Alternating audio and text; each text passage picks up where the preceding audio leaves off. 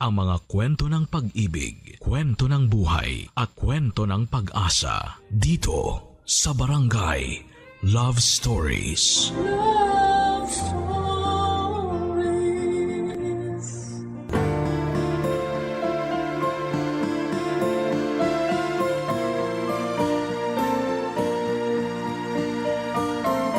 Hindi pwede na bigay todo tayo sa pagmamahal sa ibang tao tapos ay wala nang matitira para sa atin. Kaya nga dapat ay ibalanse natin at unahin nating mahalin ang ating sarili upang makapagbahagi tayo ng pagmamahal sa iba. Ikaw, kabarangay, mahal mo ba ang iyong sarili? Dear Papa Dudut, good day po sa inyo at sa mga kabarangay nating nakikinig sa Barangay Love Stories. Sobra talagang nakaka-addict ang bawat episode na tinatampok ninyo. Kaya naman nag-decide na po akong sumulat din at magpadala ng aking kwento. Pero bago ang lahat ay magpapakilala muna ako. Tawagin niyo na lamang po ako sa pangalang Norman. 35 years old at taga Malolos, Bulacan. Kung ilalarawan ko po ang aking sarili ay proud kong sasabihin na isa akong masipag na anak, mapagmalasakit na miyembro ng pamilya at talaga namang bigay todo. Ang motto ko kasi ay lahat kakayanin para sa mga mahal ko sa buhay. At kung tatanungin ninyo mismo ang nanay Mirna ko, ay papatunayan niyang nagsasabi ako ng katotohanan.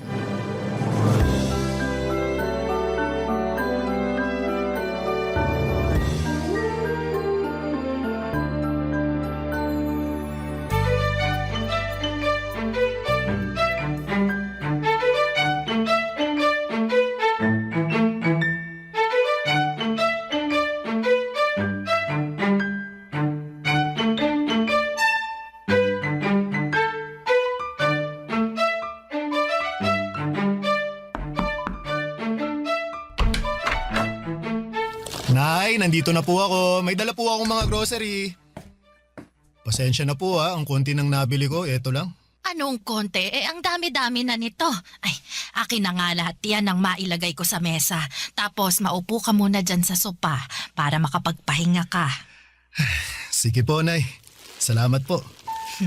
Ako ang dapat magpasalamat sa'yo kasi gumastos ka na naman para sa bahay natin. Sweldo ko naman po ngayon, Nay. Basta, salamat pa rin. Teka, ikukuha kita ng tubig na maiinom, ha? Mukhang uhaw na uhaw ka na dyan. Medyo nga po eh. Sige po, salamat po.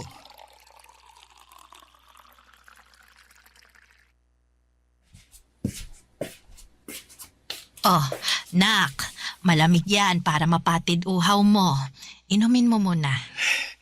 Sige po, salamat, Nay.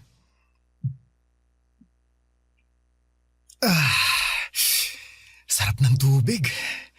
Tanggal uhaw ko dun. Nako, kawawa naman tong anak ko.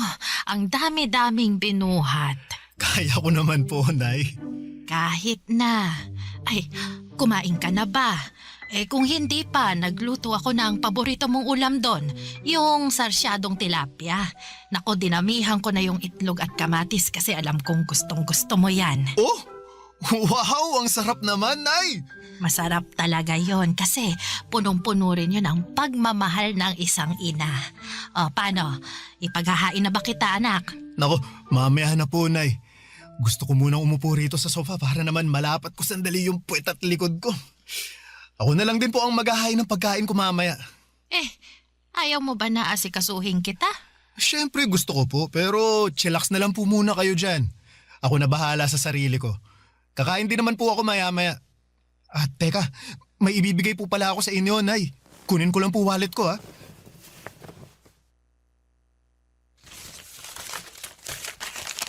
Ano yan? Pera? Opo. Ito po, para po sa inyo. Para sa akin, ano namang gagawin ko dyan? Pambayad po sa tubig at saka sa kuryente. Bakit parang ang dami naman yan? Magkano lang naman yung tubig at kuryente natin rito, anak? Yung sosobra po dyan ma sa inyo na. Baka gusto nyong magpasalon, manicure o pedicure. Ay nako, hindi na. Luho lang yon. Gastos lang. Ay, meron naman pong panggastos, tsaka minsan lang naman po ito. Ikaw talaga. Siyempre, nahihiya ang nanay mo kasi baka wala ka ng pera dyan pang gastos. Ang dami-dami mo ng pinamiling grocery tapos nagbigay ka pa ng pera para sa tubig at kuryente. Huwag po kayong mag-alala ma, kasi meron naman po akong panggastos dito. Sigurado ka ba, nak? Opo. Magsisinungaling ba naman ako? Hindi, pero nag-aalala lang ako eh. Simula nung nagkatrabaho ka parang hindi ka na pumalya sa pagtulong sa pamilya natin. Kahit nga ilang kamag-anak natin, tinutulungan mo pag kaya mo. Ayoko lang na masaid yung ipon mong pera ikaw naman yung mauubusan. Nako ma, hindi po mangyayari yon kasi sinisiguro ko na may natatabi rin ako para sa sarili ko.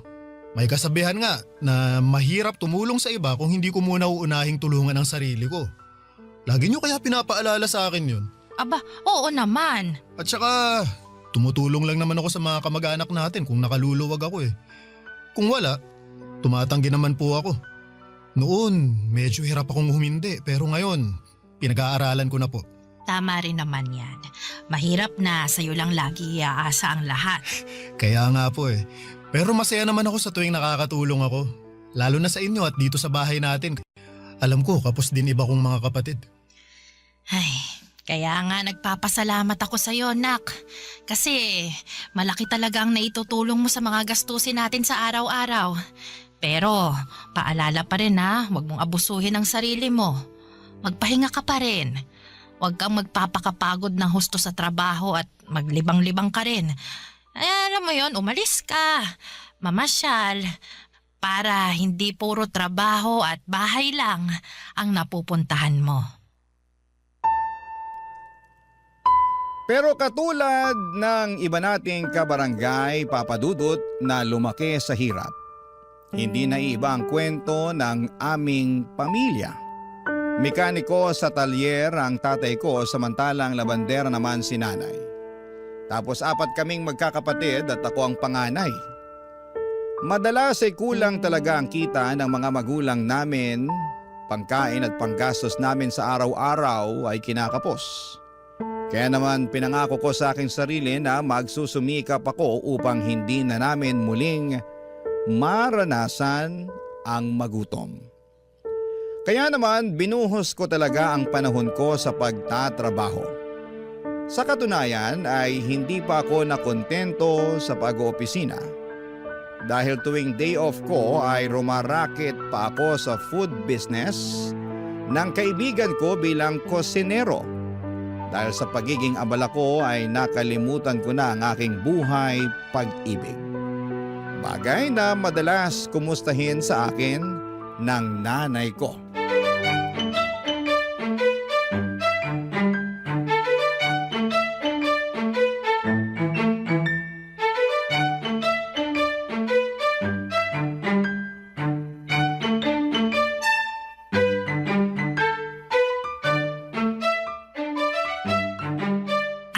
Nak, pwede ba kitang matanong? Sige po ma, ano po yun? Ilang taon ka na nga ba ulit? 34 na po ako ngayon taon. Bakit po? Lagpas na pala sa kalendaryo yung edad mo. Pero ni isang babae, wala ka pang nababanggit o pinakikilala sa akin na nililigawan mo. Nak, may bala ka pa bang mag-asawa? Siyempre ma, meron po. Kailan mo naman bala? Kasi nagkakaedad ka na. Nung panahon namin, ganyang edad, may 5 ng anak. Ay, iba naman po yung panahon nyo sa panahon natin ngayon. Saka sa totoo lang, wala po akong oras makipag-date dahil busy ako sa pagtatrabaho. Oo nga Kahit day off mo doon ka naman sa kaibigan mong si Tio pumapasok. Wala ka ng pahipahinga. Masaya naman po ako na marami akong ginagawa Saka nakakapagpahinga naman po ako Pero wag mo pa rin kalimutan mag-love light. Kasi baka magulat ka na lang, tumanda ka ng binata. Naman, wala naman po sigurong problema kung tumanda akong binata, di ba? Wala nga, pero masarap pa rin yung meron kang sariling pamilya at saka mga anak. Oo, mahirap ang buhay pero naniniwala naman ako na gagawin mo ang lahat para itaguyod yung pamilyang bubuuin mo eh. Malaki ang tiwala ko na magiging mabuti at responsable kang padre de pamilya. Sige po, Ma. Kapag meron na po akong natitipuhang babae, kayo po ang unang makakaalam. Abay, dapat lang kasi nanay mo ako. Ako ang dapat una mong pagsabihan dahil kung hindi magtatampo ako.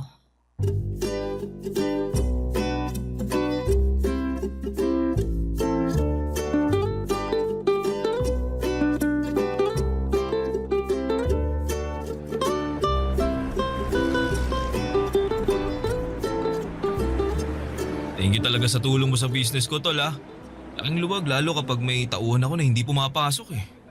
Kung pwede lang talaga na dito ka na lang sa akin magtrabaho kaso hindi ko kayang pantayan ang daily rate mo eh. Oo, kasi kapag dito na ako papasok, ay malulugi ka sa akin. Ewan ko sa'yo. May iba tayo. Wala ka pa rin bang nililigawan, bebot? Nako, tol. Nagugustuhan nga, wala eh. Liligawan pa kaya? Baka sakali lang naman ako na meron na... Nako, nagbabaka sakali o nakikichismis? Ganun na rin yun. Siyempre, sa ating anim na magtotropa ikaw na lang yung wala pang bebe. Ayaw naman namin tumanda kang binata kaya dapat kumilos ka na para di mangyari yun. Alam mo, tol, para kang nanay ko. Nung nakaraan lang, kinumusta niya buhay pag-ibig ko. Wala naman daw kaso maging matandang binata pero mas masarap pa rin ang may asawa at mga anak. Totoo yan. Tingnan mo ko ha. Meron akong mga anak. Wala nga lang asawa kasi hindi naging okay pagsasama namin. Pero ayos lang dahil nasa akin naman yung mga bata eh. Ayun, magulo na masaya. Iba pa rin kapag may kasama kang bata. Kahit nakakapagod silang alagaan pero nakakatuwa pa rin. Sino ba kasing may sabi sa'yo na gusto kong tumandang binata? Siyempre naman, gusto ko pa rin magkaroon ng pamilya. Kaya lang, ang problema ko wala na akong panahon na kumilala ng babae. Masyado ka kasing busy sa trabaho. Kulang na lang, pakasalan mo mga trabaho mo eh. Huwag ganun. Sobra ka naman, tol. Joke lang.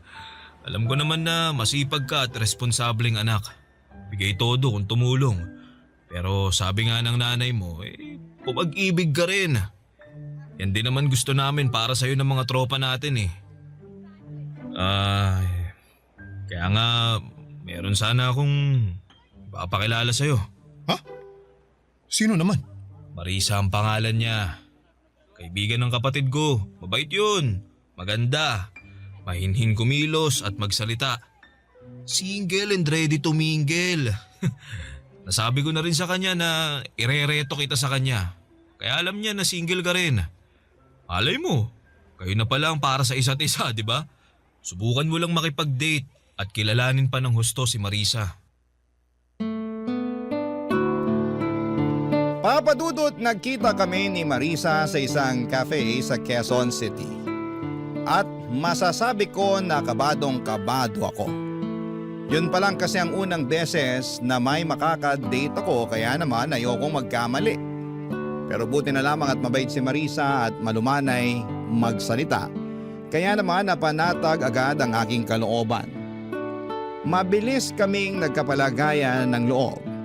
At doon na niya nakwento na meron siyang anak sa ex-boyfriend niya na nasa probinsya nila sa Iloilo. Sa totoo lang, nagulat ako noong nalaman kong single mother siya pero hindi naman nagbago ang tingin ko sa kanya. Mas sumanga pa nga ako sa kanya at tumaas ang aking respeto sa mga sakripisyo niya para sa kanyang anak. Nagpatuloy ang aming pagkakaibigan na hindi nagtagal ay nauwi na nga sa pag-iibigan. Barangay Love Stories. Barangay Love Stories. Papa Dudut, niligawan ko si Marisa ng 2 buwan bago niya ako sinagot. Noong mga panahong yon ay nakilala at nakausap ko na rin ang anak niya sa video call. Sa katunayan ay nagplano na nga kami ng bakasyon sa Iloilo para personal ko na itong makilala. Pasukan din kasi ng mga panahong yon kaya hindi niya basta-basta mapapaluwa sa Maynila ang bata. Pero habang hindi pa nangyayari yon ay sinabi ko kay Marisa na ipakilala ko muna siya sa aking nanay. Hindi ko pa siya naisasama noon sa bahay dahil pareho pa kaming busy sa aming mga trabaho. Pero palagi ko siyang nakukwento sa nanay ko kaya naman sabik na sabik din ito na makilala siya. Hanggang sa dumating na nga ang araw na yon.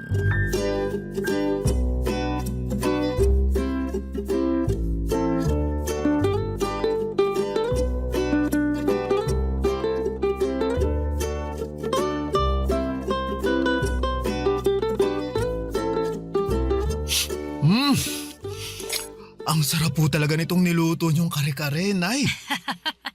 Nako, salamat anak. Uy, pero magdahan-dahan ka nga sa pagkain ha. Baka mabulunan ka, tsaka baka kung ano na lang ang isipin ni Marisa, oh. Nako, Nay. Alam po ni Marisa na masarap kayong magluto kaya ganadong-ganado ako pag kumakain. Lagi ko rin kasing nakikwento sa kanya yun, Nay. Di ba, babe? Tama po si Norman. Walang araw na hindi niya binida yung bawat luto niyo na pabaon niyo sa kanya. Nako, ganun ba? Salamat naman. Pero bakit parang hindi ka halos kumukuha ng ulam? Ayaw mo ba ng kare-kare? Yung totoo, allergic po kasi ako sa mani eh. Aha? Ganun ba? Nako, paano yan? May nakain ka na? Hindi naman po malala yung allergy ko, tsaka kaunti lang naman yung nakain ko, kaya ayos lang po ko. Marisa, nako, sorry ha, hindi ko alam na may allergy ka sa mani. Specialty kasi ni Nana yung kare-kare, kaya yan yung nirequest ko na lutuin niya. Special din kasi yung okasyon dahil nga ipapakilala kita sa kanya. Ayos nga lang ako. Kaunti lang nakain ko, di ba? Tsaka saka kung wala akong allergy siguradong hindi ko pa rin kakainin yung luto ng nanay mo. Kasi hindi naman masarap. Paano niya naging specialty yan? Ang tabang naman. At ang lansa ng karning ginamit. Makunat din.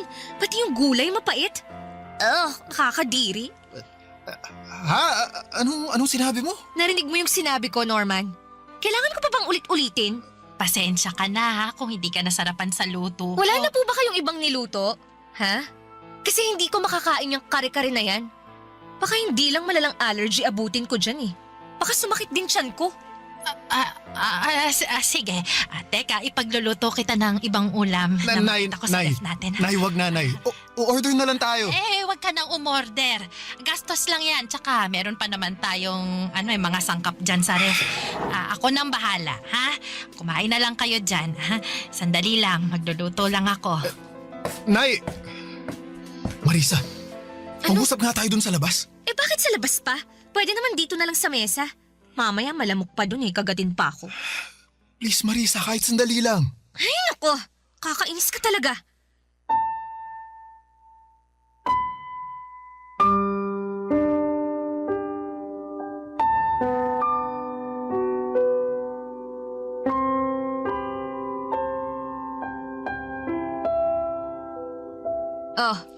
Nandito na tayo sa labas. Ano bang pag-uusapan natin, ha? Dalian mo ha, kasi ayokong papakin ng lamok dito. Hindi naman malamok, masyado ka lang maarte. Anong sabi mo? Tama ba yung narinig ko? Tinawag mo akong maarte? Sorry pero sumusobra ka na kasi. At bakit ako sumusobra, Aber? Wala naman akong ginagawa sa'yo Sa akin wala, pero sa nanay ko meron. Pinahiya mo lang naman yung luto niya, pinaghirapan niya yun. Saka saan galing yung pinagsasasabi mo kanina na hindi masarap sarap na sarap nga ako sa pagkain kanina. Aba, anong malay ko kung na-immune na yung panlasa mo sa luto ng nanay mo? Lagi mong kinakain malamang nasanay na yung dila mo. Pambihira ka, ano ba kasi problema mo? Wala akong problema. Pero nag-expect lang talaga ako na mala 5-star restaurant yung luto ng nanay mo. Pero turns out, hindi naman pala. Hindi ko na nga malunok kaya tinigilan ko ni. Kahit titigan masakit sa mata. Okay, look. Hindi naman sa nilalait ko yung luto ng nanay mo, ha? Mali ko lang din siguro Masyado akong nag-expect. Sinadya ko pa namang hindi kumain bago pumunta dito sa inyo. Kasi nga plano ko na dito kumain ng marami. Kaya lang ganun pa ang nangyari. Mali pa rin na pinahiya mo ang nanay ko. Sana sinarili mo na lang yung opinion mo. Wow! Kasalanan na palang pagiging prangka, ha? Kung hindi ko sasabihin ng totoo ako naman ang kawawa, di ba? Gusto mo, magsinungaling ako sa'yo? Sabihin kong nasasarapan ako sa luto ng nanay mo kahit hindi? Hirap sa'yo, masyado kang balat sibuyas eh. Kung hindi mo kayang tanggapin yung pagiging prangka ko, buti pa maghiwalay na tayo. Papa Dudut, ayoko namang maghiwalay kami ni Marisa kaya naman pilit ko siyang inunawa ng mga panahong yon. Inihingi ko na lamang siya ng pasensya sa nanay ko na nagsabi naman na ayos lang. Pero ramdam ko na labis niyang kinalungkot ang una nilang pagkikita ng girlfriend ko dahil sa pagiging prangka nito na wala naman sa lugar. Hindi nagtagal, Papa Dudut, ay nagkaayos naman kami ni Marisa kaya lang ay habang umuusad ang aming relasyon ay unti-unti kong nadidiskubre ang natatagong ugali ng girlfriend ko. Taliwas po sa pagiging mahinhin at malumanay niyang magsalita. Noong una ay ang natatago niyang kaartihan na wala sa lugar at pagiging matabil ang dila. Bukod doon ay magastos din po si Marisa, Papa Dudut.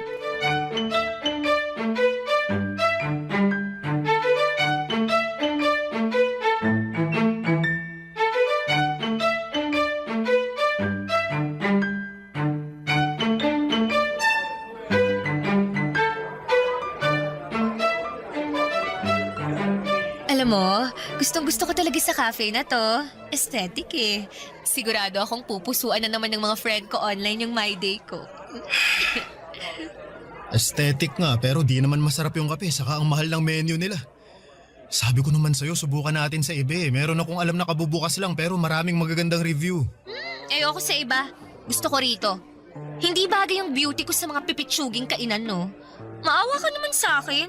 Maaate mo ba na i-date ako sa isang mabaho at mumurahing lugar? Marisa, para sa kaalaman mo, hindi mabaho yung lugar na gusto ko sanang puntahan natin sa date natin ngayon. O, edi sige. Hindi na kung hindi. Pero mumurahin pa rin. Ayoko doon. Gusto ko rito. Ay, bahala ka na nga. Bahala talaga ako. Ay, babe, malapit na pala yung birthday ko. Ano palang plano mong regalo sa akin? Ano? Don't tell me, nakalimutan mo na ah. Sige ka, magtatampo ako. Hindi ko nakalimutan pero sikreto muna kung anong ireregalo ko sa'yo. Siyempre, wala nang element of surprise yun kapag sinabi ko, di ba?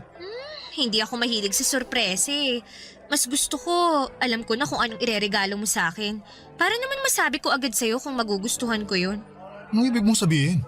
Para lang hindi masayang yung pera mo. Dapat magugustuhan ko talaga. At saka para sigurado na magugustuhan ko, ako na lang ang pipili o magsasabi kung anong ireregalo mo sa akin, di ba? Hayaan mo na yung surprise na yan. Madali naman yung pikiin sa social media. Ang totoo, wala pa talaga akong naiisip na regalo eh. Pero hindi naman ibig sabihin nun wala akong ibibigay ah. Masyado lang kasi akong maraming iniisip nitong nakaraan kaya... Okay lang naman. Kaya nga tinanong ko para matulungan kita eh. Alam mo kasi, marami akong gustong bilhin. Pwedeng ikaw na bumili ng iba doon para mabawasan yung nasa listahan ko. Yun na lang ang iregalo mo sa akin sa birthday ko.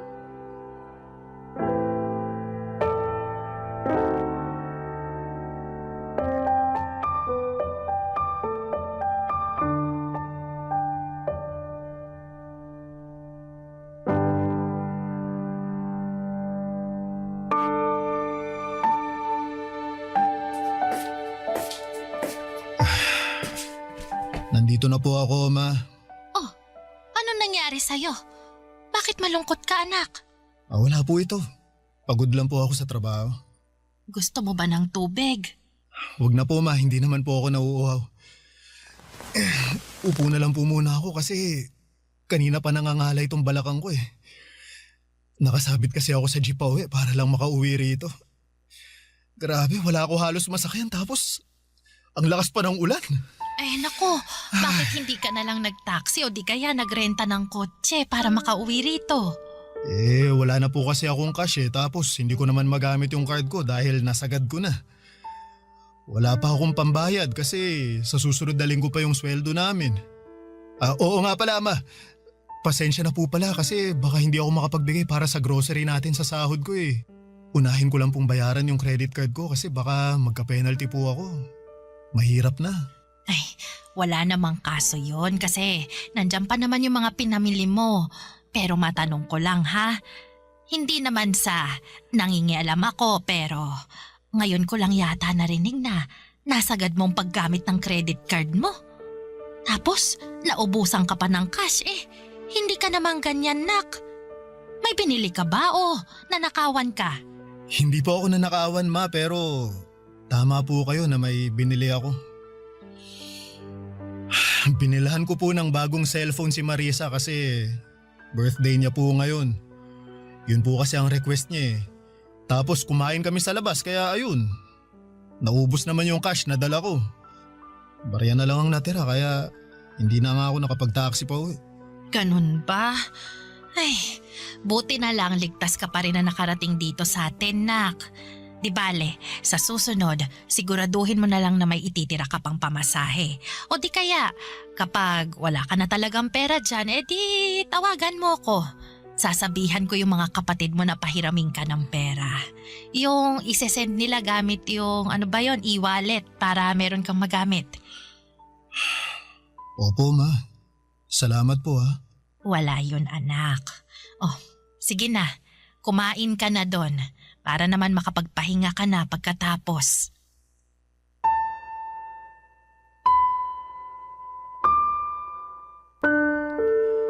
Papa Dudut, hiyang-hiya ako sa nanay ko ng mga panahong yon. At bagaman sinabi niya na wala namang kaso kahit magkano lamang ang ilaan ko para sa bahay namin ay hindi pa rin mawala sa akin yung pakiramdam na nagkulang ako.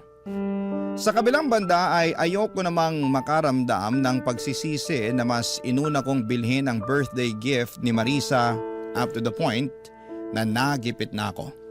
Kaya nga ginawa ko talaga ang makakaya ko upang i-budget ng maayos ang aking sweldo kaso sadyang nahihirapan ako dahil sa pagiging maluho ng aking girlfriend.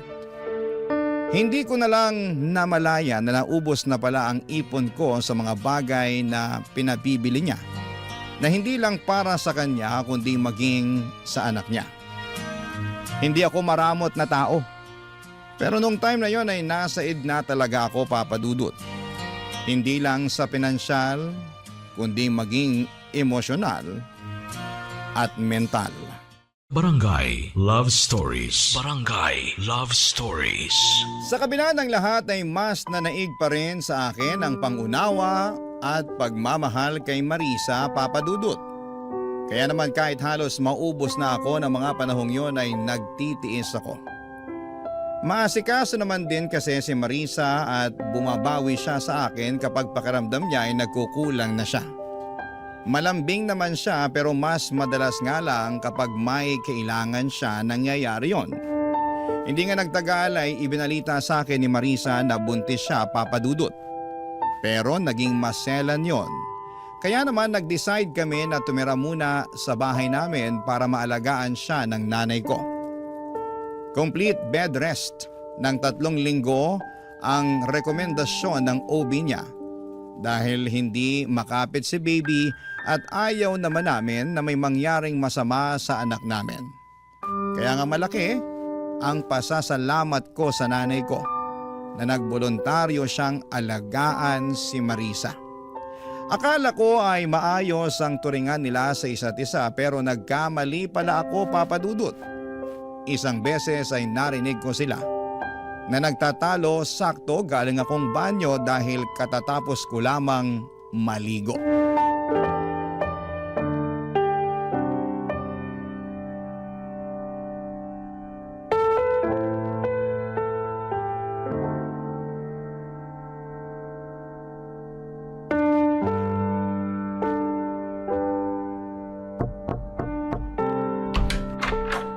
Marisa, tulog ka na ba? Hindi po, Nay. Pwede ba akong pumasok? Kukunin ko lang yung mangkok na pinaglagyan ko ng lugaw. Sige po. Hala, nak! Bakit yata parang hindi mo naman kinain tong lugaw? Eh wala naman kasing lasa tsaka nakakasuka. Ha? Ay, paanong nakakasuka maayos naman at malinis yung pagkakaluto ko dyan. Tsaka may lasa yan, tinikman ko yan kanina Eh sa wala nga akong nalalasahan eh. Alangan namang ipilit kong sabihin na meron kahit wala, di ba? Lumabas naman akong sinungaling nun. Ganun ba? Pasensya na ha. Baka nagkamali lang talaga ako. Hoy, Marisa. Bakit mo sinisigawan ng nanay ko? Hindi ko sinisigawan ng nanay mo. Nag-uusap lang kami. Anong hindi Ang taas ng boses mo, saka dinig na dinig ko dun pa lang sa banyo. Kaya nga tinapos ko na yung paliligo ko para labasin na kayo. Hindi ko nga sabi sinisigawan yung nanay mo. Masyado ka namang OA eh. Pinagsasabihan ko lang siya na hindi masarap yung lugaw na niluto niya para sa akin. Tsaka, bakit ba siya panipakain sa akin ng lugaw? Wala naman akong sakit. Nagkataon lang naman talaga na kailangan kong humilata sa higaan na to ng 3 linggo, pero hindi naman ibig sabihin no na hindi ko kayang ngumuya ng matinong pagkain. Ayoko niyan. Hindi ako nabubusog dyan tapos ang tabang pa. Marisa, pwede mo namang sabihin ng maayos sa nanay ko eh. Hindi yung ganyan na pinagsasalitaan mo pa siya ng hindi maganda. Teka nga, abogado ka ba ng nanay mo? Anong sinabi mo? Lagi mo na lang kasi siyang pinagtatanggol imbis na ako ang kampihan mo. Baka nakakalimutan mong partner mo ko at magiging nanay na ng anak mo. Siyempre hindi ko nakakalimutan yun, pero nanay ko pa rin yung binabastos mo. Anong binabastos pinagsasasabi mo dyan? Alam mo sumusobra ka na ha? Ma, magsalita naman kayo! Sabihin yung hindi ko kayo binabastos! Ay, hindi naman ako binabastos ni Marisa, anak. Anong hindi? Dinig na dinig ko nga mga pinagsasasabi sa inyo ng babaeng yan. Hindi na niya kayo nirespeto. Hoy Marisa, nanay ko pa rin yung kausap mo ha. At wala kang karapatan na bastusin siya. Wala ka ba nanay? Ano bang klaseng tanong yan? Sinong nag-aalaga sa anak ko kung wala akong nanay, di ba? Meron naman pala pero ganyan mo ba kausapin at pakitunguhan ng nanay mo? Hindi! Nanay ko yun eh! Kung ganon, matuto ka ring igalang ang nanay ko kasi parang ako na rin yung hindi mo nirespeto sa tuwing binabastos mo siya. Ang bait-bait ng nanay ko pero hindi ibig sabihin pwede mo na siyang abusuhin. Ni minsan hindi kanya pinatulan. Siya pa nga madalas humingi ng pasensya matapos mo siyang tarayan, di ba? Sana dun man lang maisip mo na nakakabastos ka na. At kung kaya mong irespeto ang nanay mo, sana gawin mo rin yun sa nanay ko. Norman, hindi naman siguro sinasadya ni Marisa, kaya hayaan mo na lang. Ayos lang naman ako Oh, tingnan mo! Ayos lang naman pala sa nanay mo eh! Pero kung makareact ka dyan, akala mo nakagawa ako ng krimen? Pasensya na, Pasensyahin mo mukha mo! Sabi ng OB natin hindi raw ako dapat ma-stress, pero sa'yo ako nai-stress! Isama mo pa yung nanay mong ewan! Sana talaga doon na lang ako sa nanay ko sa Iloilo umuwi! At siya na lang yung dapat na nag-alaga sa akin! Hindi kayo! Papadudot dismayado ako at nasaktan sa kung papaanong pakitunguhan ni Marisa ang nanay ko. Akala ko kasi nagbago na siya pero maling-mali ako dahil hindi naman pala papadudot. Sa palagay ko nga ay mas lumala pa ang pag-uugali niya dala na rin ang kanyang pagbubuntis. Isyo na rin kay Marisa na nagbibigay ako ng ambag sa bahay namin lalo na at magkaka-baby na kami. Dapat daw ay sila na lamang ang sinusuportahan ko at hindi na ang pamilya namin. Hindi ko naman pinapabayaan si Marisa at ang magiging anak namin pero hindi ko basta-basta mapuputol ang suporta ko sa nanay ko. Kaya nga sa abot ng aking makakaya ay binabalanse ko yon. Kaso'y hindi yon maintindihan ng kinakasama ko. Pinaramdam niya sa akin at sa nanay ko kung gaano niya kaayaw yung setup namin. Paulit-ulit niya akong sinasabihan na maghanap ng marirentahan dahil kaya naman niyang asikasuhin ang kanyang sarili. Lumipas nga ang 2 buwan at naging okay naman ang baby namin kaya hindi na kailangan ni Marisa na mag-bed rest. Dahil doon ay nagpaalam siya sa akin na lalabas siya para makipagkita sa dati niyang mga katrabaho, bagay na pinayagan ko naman. Kaya lang ay meron akong nalaman na labis kong kinabigla.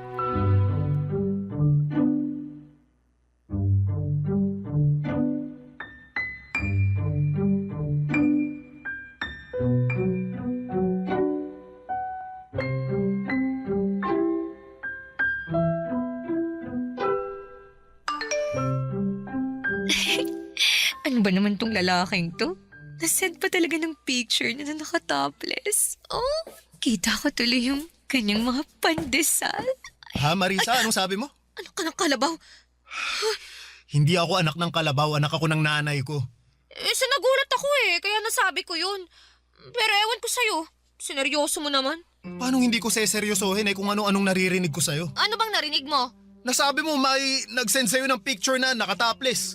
Sino ba yan, ha? Saka bakit mo biglang tinatago yung cellphone mo, ha? Wala. Wala ka na doon. Anong wala ako doon? May tinatago ka, no? Tangero ka, ha? Wala akong tinatago sa'yo. Kung wala, edi patingin ako ng cellphone mo. Akin na. Akala mo hindi ko napapansinan nitong mga nakaraang araw palagi kang nakatutok dyan sa cellphone mo, ha? Narinig pa kita na may kausap ka nung isang gabi. Kaya akin na, patingin ako niyan. Gusto kong malaman kung sino ba yung kausap mo niyan. Ayoko nga. Ah, ganun. Pues aagawin ko na lang sa'yo kung ayaw mong ibigay. O ano? Kahit ayaw mo nakuha ko naman na. Norman, please sa akin yung cellphone ko. Parang awa mo na, ibigay mo na sa akin yan. Ha? Ba't mo gagawin yun? Kasi may tinatago ka na ayaw mong malaman ko? Hindi. O ayan o. Sakto, ang daming mensahe ng kausap mo. Tingnan ko nga kung sino tong hayop na to. Norman, wag! Ano to? Bakit kayo magkausap ni Theo, ha? At bakit siya nagpapadala ng mga hubad na litrato sa'yo?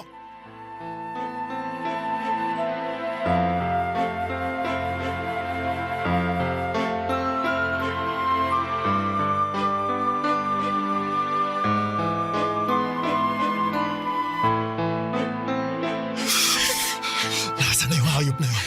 Walang iya ka, Theo. Norman, wag mo nang sugurin si Tio. Ikaw! Hayop ka, Theo! Akala ko kaibigan kita pero tinalo mo ako! Dapat sa mukha mo sinusuntok para makita mong hinahanap mo!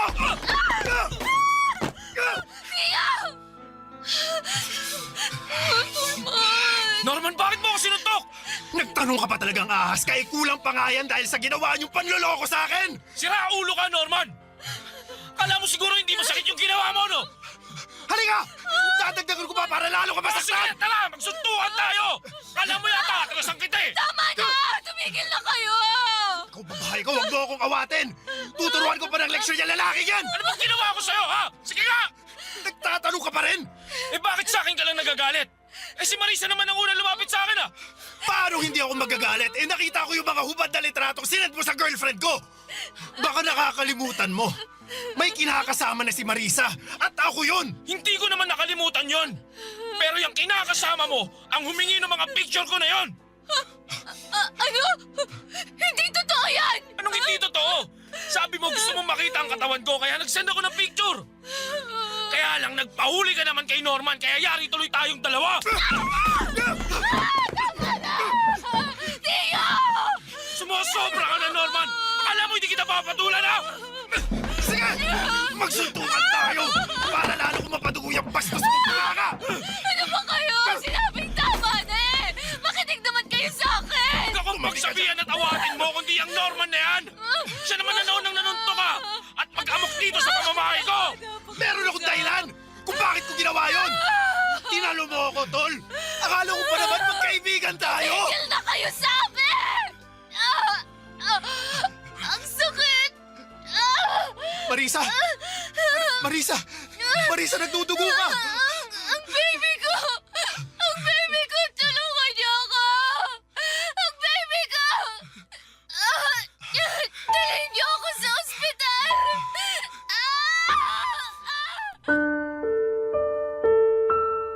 Papa Dudut, dinala namin si Marisa sa ospital dahil nagdudugo siya ng mga panahong yon. Takot na takot ako ng mga panahong yon para sa kaligtasan ng baby namin. Kaya nga pansamantala kong nakalimutan ang galit ko kay Theo dahil natuon ang buong atensyon ko para kay Marisa. Pagdating namin sa ospital ay agad na inasikaso ng mga doktor ang kinakasama ko. Pinaghintay kami ni Theo sa labas ng emergency room at doon ko na tinawagan ang nanay ko. Gulat na gulat siya sa mga nangyari at humahangos na nagpunta sa ospital na kinakaroon na namin. Pero huli na ang lahat dahil binalita sa amin ng doktor na nakunan si Marisa. Ibig sabihin, patay na ang baby namin. Sobrang sakit ang pangyayaring yon at hindi ko mapigilang sisihin ang aking sarili dahil pakiramdam ko ay kasalanan ko kung bakit nawala ang aming anak. Pero mas masakit na pagkagising ni Marisa ay inamin niya sa akin na hindi ako ang ama ng sanggol na dinadala niya. Matagal na pala silang may relasyon ni Theo at may ginagawang milagro habang nakatalikod ako at hindi pa sila nakontento dahil pinaako pa nila sa akin ang bata na hindi naman nanggaling sa akin. Kaya nga noong araw ding yon ay nakipaghiwalay na ako kay Marisa at tinapos ko na ng tuluyan ng pagkakaibigan namin ni Theo. Sa kasalukuyan ay nagmo-move on ako, Papa Dudut. Tinuring ko na lamang na blessing in disguise ang redirection na nangyari at mas nag-focus na lamang ako sa aking pamilya na siyang tunay na nagmamahal sa akin. Hanggang dito na lamang po ang sulat ko. Maraming salamat. Sakaling mapili po ninyong i-ere sa Barangay Love Stories. Ang inyong kapuso at kabarangay forever, Norman. Ako? Gigil na gigil talaga ako sa nangyayari sa kwento natin. O ikaw, kabarangay, kumukulo rin ba dugo mo? Pwede kang mag-iwan ng comment sa ating comment section. Ang mga kwento ng pag-ibig, kwento ng buhay at kwento ng pag-asa dito sa Barangay Love Stories. Love Stories.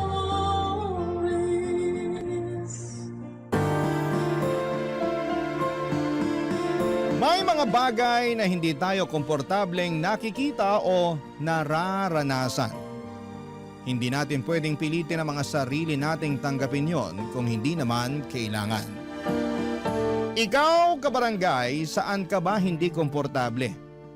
At kaya mo ba itong tanggihan kapag ito ay napunta na sa iyong harapan? Dear Papa Dudut, ako nga pala si Kathy, 35 years old at meron akong nakarelasyon. Naitago na lang natin siya sa pangalang Bert. Mas matanda siya sa akin ng 20 years. Pero kahit ganon kalayo ang agwat namin sa isa't isa ay hindi naman kami nagkakaroon ng malaking problema. Marami kaming pagkakaparehas kasi mas marami akong alam sa henerasyon niya. Kaya hindi kami nauubusan ng pag-uusapan. Nakilala ko siya sa tulong ng isang katrabaho. Nereto ako noong time na ready na ulit akong magmahal. 3 taon na kasi akong single noong nakilala ko si Bert. Pakiramdam ko noon ay ready na ulit akong magmahal nang makilala ko na siya. Mature kasi siya at iba roon sa mga naging karelasyon ko. Tumagal din ang 1 taon ng ligawan bago ko siya sinagot, Papa Dudut. Hindi nga siya nainip, di kagaya ng iba na paabutin mo lang ng kalahating taon ng panliligaw ay sumusuko na. Hindi ko pinagsisihan na sinagot ko si Bert, Papa Dudut. Paano ba naman kasi lahat ng kailangan at gusto ko ay kaya niyang ibigay? Edad lang naman ang maipipintas ng iba sa kanya. Pero pagdating sa ibang bagay tungkol sa kanya, wala silang ibang masabi. Boto ang mga mahal ko sa buhay sa kanya, Papa Dudut. Gusto na nga nilang magpakasal na kami kaagad. Napag-usapan namin yon pero hindi naman ako nagmamadali. Parang okay pa rin sa akin na mag-boyfriend at mag-girlfriend lamang kami. Hindi naman ako pressured kahit lagpas 30 na. Enjoy pa kasi ako sa situation namin ni Bert, Papa Dudut.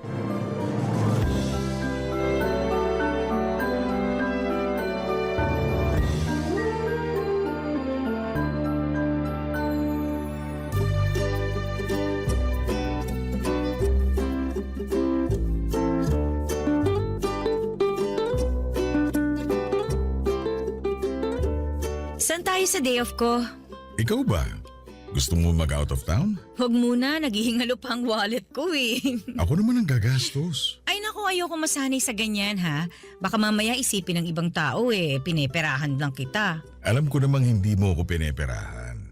Gusto ko lang din na nakakapag-provide ako sa'yo. Nakakakilig naman yan. Alam mo, yan pa naman yung hanap ng mga babae. Good provider. Sana all na lang talagang sasabihin ng ibang tao sa atin. So, pahig ka na sa out of town. Siguro wag nga muna. Nakakatamad din kasing bumiyahe. Ano palang gusto mong gawin natin? Siguro ayos na sa akin yung lambingan habang nanonood ng TV sa kondo ko. Baka sitahin mo na naman ako kapag nakatulugan kong panonood ng TV. Naku, sanay na ako sa'yo, no? Bawasan mo kasi yung rice at saka salt intake mo para hindi ka kagad antukin. Wala na sa kinakain ko yan. Nasa edad ko na talaga. Pagkakapihin na lang kita ng 1 litro para siguradong walang tulugan. Kawawa naman ang puso ko niyan. Alam mo naman na mahina na ang puso ko dahil sa edad ko. Alam mo, lagi mo nalang nirarason ang edad mo, ha? Sinasabi ko lang ang totoo. Kailangan ko ring mag-ingat. Kailangan mo talagang mag-ingat dahil dapat mahaba pa ang panahon na magkasama tayo. Ayoko mabiyuda ng maaga, ha? Kaya nga, healthy living na ako para sa'yo eh. Ikaw kaya ang inspirasyon ko kaya gusto ko magpabata ulit. Hindi mo na kailangan magpabata. Mahal ko na ang matandang version mo. Aray, sinampal na naman ako ng realidad. Alam mo, kahit may senior citizen ID ka na, tanggap at mahal pa rin kita. Basta kahit sino ka pa. Kahit sino ako? Kahit ano pa ang nakaraan ko? Past is past, sabi nga nila, di ba? Speaking of past, Uy, kinakabahan naman ako dyan. Huwag mo sabihing may asawa ka pa pala, ha? yan naman ang wala.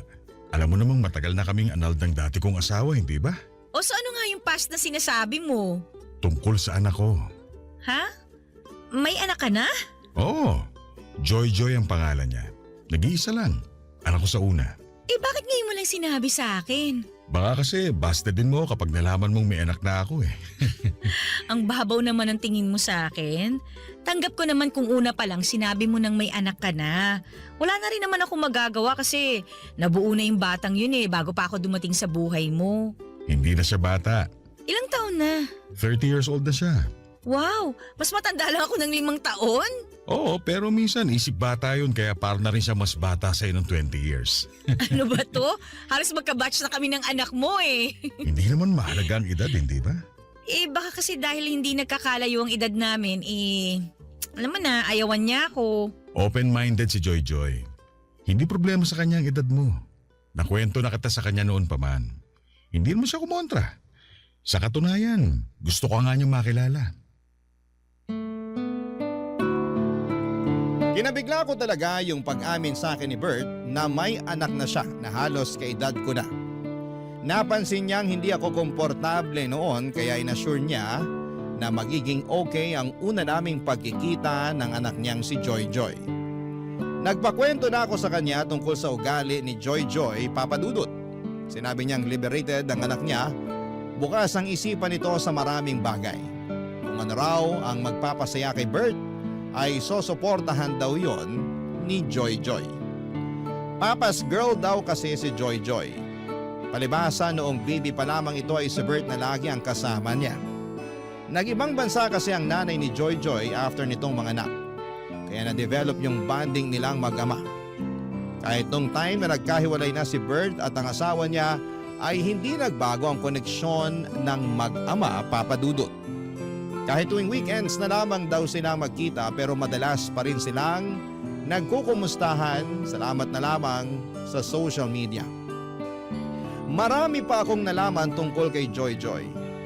Dahil doon ay napanatag na rin ako kahit papaano. Baka naman makakasundo ko si Joy Joy, lalo't hindi naman nalalayo ang edad namin sa isa't isa. Marami rin kaming pwedeng pag-usapan. Naisip ko nga rin baka pwede na rin kaming maging magkaibigan. Weird yon kung iisipin, pero para sa akin ay maganda nga yun para mas lalo akong mapalapit kay Bert. Alam kong mahal na mahal ni Bert si Joy Joy. Base pa lang kung paano kumislap ang mga mata ng nobyo ko kapag pinag-uusapan namin ang anak niya. Alam kong wala na siyang ibang hihilingin pa kapag nagkasundo kami ni Joy Joy. Kaya naman pinaghandaan ko na ang unang pagkikita namin ni Joy Joy. Kabado man pero kinaya ko yon para sa relasyon namin ni Bert, Papa Dudut.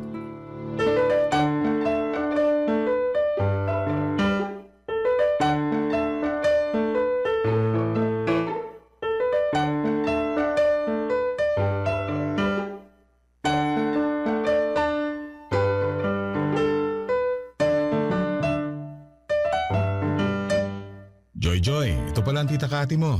Pwede bang Kathy na lang ang itawag ko sa'yo? Kasi naman 5 years lang ang agwat natin sa isa't isa eh. Ay, mas gusto ko nga yan. Aba, una pala nagkasundo na kayong dalawa. Mukha naman kasing madaling pakisamahan tong si Kathy eh. Saka mukhang marami kaming mapagkakasunduan. Ramdam ko rin eh. Parang may lukso ng dugo ako sa'yo. Ay, nanay lang? Char. Huwag mong sobra ng biro mo, Joy Joy. Baka mabigla naman to si Kathy. Ay hindi. Maganda nga una pa lang nilalapag na niya sa akin yung totoong ugali niya eh. Para wala nang gulatan. Alam mo ngayon pa lang, gusto na kitang maging stepmother. Pero mas mukha tayong stepsisters. Oo nga pala, Joy Joy. Dito matutulog sa bahay si Kathy, ha? Si Papa naman? Anak ba kita para magpaalam ka sa akin kung pwedeng matulog ang girlfriend mo sa bahay mo? Baka lang kasi dito ka rin matulog ngayon. Eh dito naman talaga ako matutulog ngayon. Nakaschedule na, di ba? Wala namang kaso sa akin kahit maglambingan kayo magdamag ni Kathy. Basta wag lang kayo masyadong maingay sa kwarto ha. Walang kalampagan ng kama. Hoy, huwag yung ganyang biro, ha? Hindi naman maiilang tong si Kathy. Ako ang naiilang eh. Eh di sorry. Sorry Kathy ha kung nabibigla ka sa bunganga ko. Sana masanay ka na. Ganito lang talaga ako makipag-usap kay Papa para lang kaming magkaedad. Naku, okay lang yun. Parehas lang tayo. Parang kaedad ko lang din ng tatay ko kapag kinakausap ko siya. Eh, nagkikiss din ba kayo ng tatay mo? Kiss? Oo, bumibeso ako sa kanya pag nagkikita kami. Ha? Beso lang? Para naman kayong magkaibigan lang? Eh, paano pala dapat? Pa, beso lang yung sa kanila oh. Bakit tayo kiss sa lips? Kiss sa lips? Oo. Yun ang nakasanayan namin mula nung baby pa siya. Love language namin yun. Ah, nung bata pa lang si Joy Joy. Mula pagkabata niya hanggang ngayon. Hanggang ngayon? Consistent kami ni Papa dyan. Joke to, no? Anong joke? Sampulan nga natin pa. Okay na. Hindi na kailangan patunayan yung joke nyo. Natatawa na ako. Bahala ka. Pa, alis muna ako. Tumatawag yung best friend ko. Gala lang kami sa mall. Balik ako mamayang dinner. Agahan mo ha. Sumabay ka sa amin ni Kathy mag-dinner. Sure. Bye, Kathy. Bye, Pa. Pakis nga ako. Lambot naman ang lips ng dalaga ko. O ingat ka ha. Update mo kami ni Kathy ha. Ang inakala kong biro ay totoo pala. Nakita ko kung paanong naglapat ang mga labi ni Bert at Joy Joy. Naghalikan talaga sila sa harapan ko at hindi ako nakapagsalita kaagad, Papa Dudut. Inoobserbahan ko kung nagbibiro pa rin sila pero mukhang hindi na. Seryosong kumaway na paalis si Joy Joy habang si Bert naman ay nagtungo muna sa kusina para i-check kung ano ang pwede niyang iluto para sa dinner naming tatlo. Naiwan naman ako sa sala na takang-taka kung bakit may gumagawa pa ng ganon. Masyado lang ba akong malisyosa at normal ba na sa edad ni Joy Joy na yon ay hinahalikan pa siya sa labi ng sarili niyang ama? Ako lang ba ang hindi komportable sa sitwasyon na nakikita ko? Kailangan ko bang sanayin ang sarili ko sa nakasanayan nilang mag-ama? Hindi namin napag-usapan ni Bert ang tungkol sa halik na yon. Parang ako pang nahiya sa nakita ko at hindi ko naman pinahalata sa kanya na nabigla ako sa naging halikan nilang mag-ama. Pagkabalik ni Joy Joy ay nakita ko naman silang naghalikang muli sa labi. Isang malaking pasanin sa akin na ipakita na okay lamang ako sa nakasanayan nilang gawin. Bakit sila ganon? Hindi naman ako conservative na babae pero alam ko kung ano yung limitasyon. Close din naman kami ng tatay ko pero hanggang beso lang ang pupwede. Kina Bert at Joy Joy kailangan talagang magdikit ang mga labi nila ng matagal. Naintindihan ko kung musmos pa lamang si Joy Joy pero dalaga na siya. Halos kaedad ko na nga siya. Hindi ba dapat may boundaries na rin silang mag-ama pagdating sa bagay na yon, Papa Dudut? Barangay Love Stories. Barangay Love Stories. Papa Dudut, marami pa akong napapansin sa kanila mag-ama habang tumatagal na nakakasama ko sila. Sobrang komportable nila sa isa't isa na wala na silang pakialam kung komportable pa ba ang iba kapag nakikita sila. Meron nga noong magkasama kaming kumain sa isang restaurant, silang dalawang mag-ama ang magkatabi. Inakala ng lahat na sila ang magkarelasyon at kaibigan lamang ako ni Joy Joy. Paano ba naman kasi iba ang dikitan nila sa isa't isa? Iba rin ang yakapan na akala mo ay magkarelasyong sabik sa bawat isa. Panay din ang halikan nila sa labi kahit anumang oras nila piliin. Doon ako hindi nakatitig ng mabuti, Papa Dudut. Samantalang kami ni Bert bihira lamang kung maghalikan sa labi. Hindi rin kami gaanong naglalambingan at nagyayakapan. Pero silang mag-ama ay kayang-kaya po nila. Minsan gusto ko nang sabihin sa kanila na hindi ako komportable kaya lang nauuna lagi yung takot ko na baka ma-misunderstand nila ang pinanggagalingan ko. Hanggat maaari ay ayaw ko namang magkaroon kami ng hindi pagkakaunawaan ni Bert. Saka napapalapit na rin kasi kami ni Joy sa isa't isa. Ayaw ko ring masira ang nasimula naming samahan. Ang hirap pa namang ibalik ang magandang samahan kapag nagkalamat na. Kaya pinilit kong itikom ang labi ko para lamang masigurado na hindi ako ang magiging dahilan para lumayo ang loob nila sa akin. Pero isang araw ay meron na naman akong hindi nagustuhan sa ginawa nila. Kararating ko lamang noon ng bahay ni Bert at naabutan kong magkasama sina Joy Joy at Bert. Nakasuot ng nightie si Joy Joy na sobrang nipis. Wala rin itong suot na bra. Dahilan para mailang ako, Papa Dudut.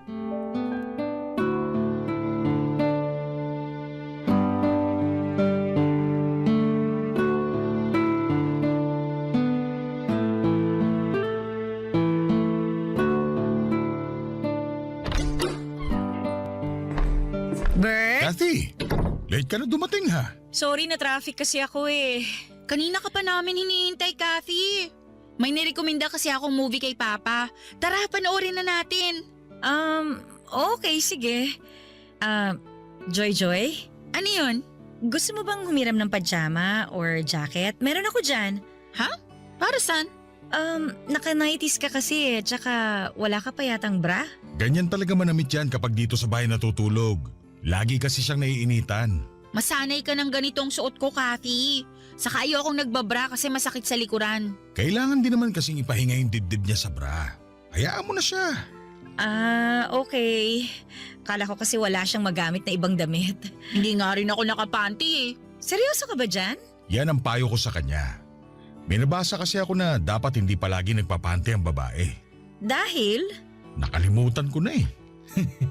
Magpalit ka na ng pambahay para makanood na tayo rito. Dali. Joy Joy, sure ka bang ayaw mong humiram ng ibang damit sa akin? Hindi nga, okay lang ako. May problema ka ba sa damit ko? Baka lang kasi kabagin ka. Baka hindi ka komportable. Ito na ang pinaka-komportableng damit ko. Kung pwede nga lang tong gamitin sa mall eh. Baka pinangrampa ko na talaga. Huwag ka na mag-alala sa suot ni Joy Joy. Asikasuhin mo na lang ang sarili mo para makanood na tayo. True. Saka Kathy, okay lang ba kung kami ni Papa ang magtabi habang nanunood? Kasi maingay kami pag nanunood eh. Baka maistorbo ka. Ayos lang naman. Madikit lang kasi itong si Joy Joy sa akin kapag nanonood ng TV. Lalo kapag sa sinihan at horror pa ang pinapanood. Naku, iba ang dikit nito sa akin. Kumakandong pa nga ako kay Papa kasi lagi ako natatakot eh. Kumakandong? Nakasanayan na naming dalawa yun. Kumakandong siya sa akin lalo kapag nangangalay na yung likuran niya. Lagi kasi sumasakit ang likod nitong dalaga ko eh. Kumakandong kahit ganyan ang suot niya? Oo, wala namang masama. Nakadamit naman si Papa ng maayos. Pero ikaw… Alam mo ikaw, mukhang may problema ka sa suot ko. Huwag mo na nga akong plastikin, sabihin mo na. Medyo nabigla lang kasi ako. Hindi kasi ako sanay makakita nung, alam mo na, nung babaeng naka-90s. Medyo conservative kasi ako eh. Ikaw? Conservative? Hindi ka naman ganun eh. Ganun ako, no? Baka hindi lang halata. O sige na nga, naniniwala na ako. Papa, Ano yun anak? sumasakit na naman yung likod ko. Kakandong ka na? Opo, please.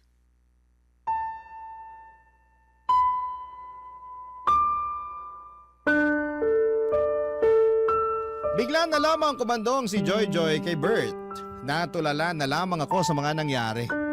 Nagmadali akong pumunta sa kwarto hindi para magbihis kundi para magpakalma ng sarili ko. Naiinis ako sa ginagawa nila pero mas naiinis ako dahil wala naman akong magawa para pigilan sila, Papa Dudut. Parang ang helpless ko sa sitwasyon na yon. Gustuhin ko mang magsalita, natatakot ako dahil baka ma-offend ko sila. Noong sinubukan ko nga na magpasimple pero kamuntik nang magalit itong si Joy Joy. Doon ako natakot, Papa Dudut. Lalo na noong parang kinampihan ni Bert ang anak niya. Sino ang magiging kakampi ko kung ganon? Wala akong maisip na mapagsabihan ang sitwasyon ko. Papa Dudut, natatakot ako na baka may magsabi sa akin na masyado lamang akong malisyosa. Baka ako lang ang nakakakita ng hindi maganda sa mga nangyayari. Baka nga kailangan ko ring mag-adjust. Sa pagdaan pa ng mga araw ay sinubukan kong sanayin ang sarili ko sa mga nakikita ko sa kanila.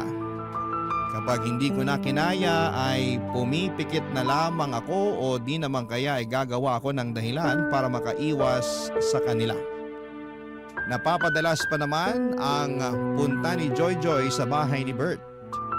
Natuwa na raw kasi siya sa akin kaya gusto niyang makasama kami lagi ng papa niya. Kung alam lang niya na hindi kami parehas ng nararamdaman. Lagi na lang akong naiilang sa tuwing andon siya. Lagi akong kinakabahan na may makikita pa akong sobra sa ginagawa nila. At hindi nga ako nagkamali, Papa Dudut. Nagkatotoo nga ang aking iniisip. Isang gabi, sinurpresa ko si Bert para sa monthsary namin. Sinabi ko sa kanya noong una na hindi ako makakapunta sa bahay niya pero pumunta pa rin ako. May dala akong cake at regalo para sa kanya. Pero isang malaking sorpresa para sa kanya ay hindi pala kundi ako pala ang masosorpresa sa mga makikita ko.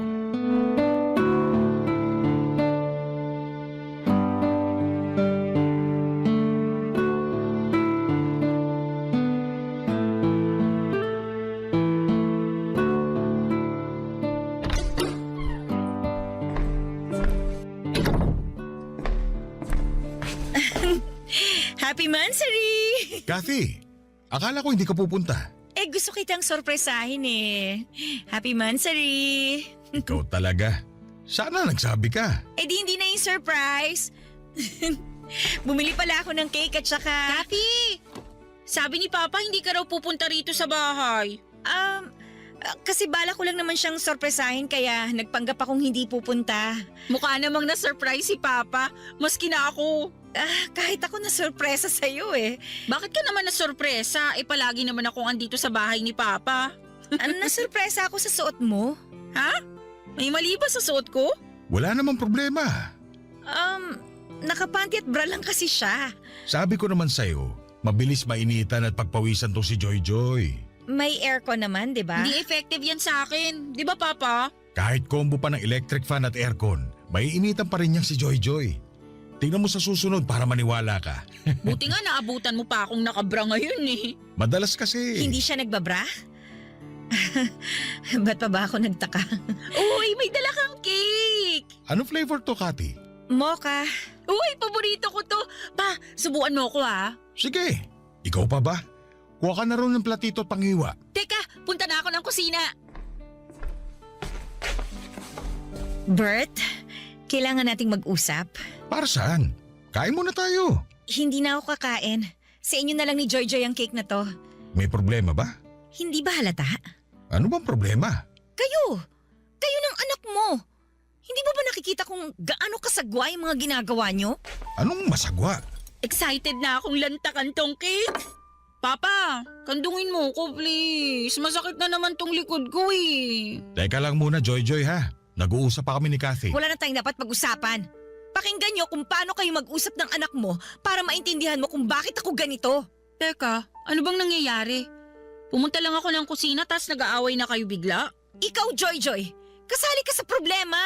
Bakit ba kasi ganyan ka manamit sa tuwing nandito ka sa bahay ng papa mo? Kasi bahay naman to ni papa ko at isusuot ko kung anong gusto ko. Dalaga ka na! 30 ka na! Ilugar mo naman ang pananamit mo.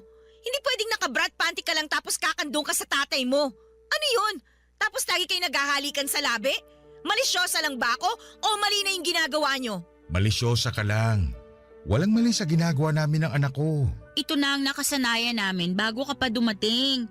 Huwag naman sanang marumi ang isip mo, Kathy. Gusto pa naman kita para kay Papa. Thank you na lang, pero hindi ko na kaya tong ginagawa nyo. Sa inyo na tong cake. Mag-enjoy kayong kumain habang magkakandong. Sa sobrang inis ko ay nagmadali na akong umalis. Nanginginig ako naglakad palabas ng bahay. Hinabol ako kaagad ni Bert at pinigilan niya akong umalis at gusto niya akong kausapin. Sinubukan ko naman siyang pakinggan pero nilalabanan pa rin niya na wala silang ginagawang masama ni Joy. Doon ako napundi. Nag-book na ako kaagad ng masasakyan para makaalis na. Sinabi ko sa kanya bago ako sumakay ng sasakyan na mag-cool off muna kaming dalawa. Gusto ko mag-isip-isip kung tama pa ba na makipagrelasyon sa kanya dahil hindi ako komportable sa kanila ng anak niya. Wala naman na siyang nagawa kung hindi ang pumayag. Hinayaan na rin niya akong makaalis. Sa loob ng sasakyan ay doon ko ipinagpatuloy ang pag-iyak. Nang makauwi ako ng bahay ay hindi pa rin natapos ang sama ng loob ko. Nagkulong ako sa kwarto para umiyak ng umiyak. Pagkatapos noon ay nakatanggap ako ng text mula kay Bert. Sinasabi niya sa akin na bibigyan niya ako ng space. Umaasa pa rin daw siya na magkakaayos kami dahil mahal niya ako. Hindi raw niya kayang mawala ako. Lumambot ang puso ko sa sinabi niya. Kaya naman sinubukan ko siyang kausapin para ipaunawa ang maling napapansin ko sa kanilang mag-ama. Pero tulad ng dati, sarado pa rin ang isip niya tungkol doon. Kaya wala akong nagawa kundi ang itigil ang pag-uusap namin at sinimulan ko nang iwasan silang mag-ama habang pinag-iisipan kung tama pa ba na magstay ako sa buhay niya. Papa Dudut. Barangay Love Stories. Barangay Love Stories. Sa pagnaan ng mga araw ay hindi na nga muling nagparamdam sa akin si Bert. Nirespeto niya ang kagustuhan ko na makapag-isa muna. Pero nami-miss ko siya. Hindi siya matanggal sa isipan ko at in love talaga ako kay Bert. Pero hindi ko naman pwedeng gamitin ang pagmamahal na yon para lamang magstay kung hindi naman ako komportable sa nangyayari sa relasyon namin. Tiniis ko na huwag magparamdam sa kanya. Kahit panayang check ko kung nag-message na ba siya o kung nag-like man lang ba siya ng status ko. Napadalas nga ang pag-post ko sa Facebook para lamang makita kung magre-react pa rin siya pero bigo ako noon. Kahit i-view ang my day ko ay wala pa rin. Kaya ang ginawa ko na lamang ay dine-activate ko na lamang ang Facebook ko para wala akong makita tungkol sa kanya. Nagpaka-busy na lamang ako sa trabaho para makalimutan siya. Pero hindi naging effective. Kapag busy ako sa trabaho ay mas lalo ko siyang naiisip. Hindi na ako makatulog ng maayos dahil nasanay na akong kayakap at katabi siya. Kaya naman niluno ko na ang pride ko at minessage ko na siya, Papa Dudut. Mabilis naman niya ako nireplyan at sinabi ko sa kanya na puntahan niya ako sa kondo para makapag-usap kami. Mabilis pa sa 4:00 ang pagdating niya. Nanginginig akong pinagmasdan siya at na-miss ko talaga siya. At naramdaman ko namang ganon din siya sa akin. Niyakap niya ako at hindi ko naman pinagkait sa kanya ang isang yakap pabalik. Alam kong hirap talaga akong tiisin siya dahil mahal na mahal ko siya. Kaya sinubukan kong i-communicate sa kanya ang nararamdaman ko sa relasyon nilang mag-ama, Papa Dudut.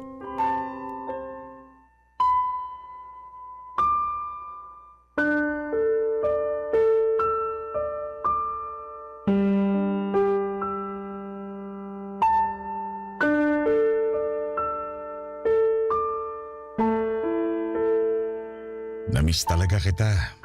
Mabutit naisipan mo nang makipag-usap sa akin. Namiss mo ba ako? Namiss kita, pero Pwede kayang wag na tayong mag-away. Okay na sana to. hindi na tayo mag-aaway basta mapag-usapan lang natin yung tungkol sa inyo ni Joy Joy. Baka mas lalo lang tayong magkagulo eh. Pwede bang kalimutan na lang natin yun?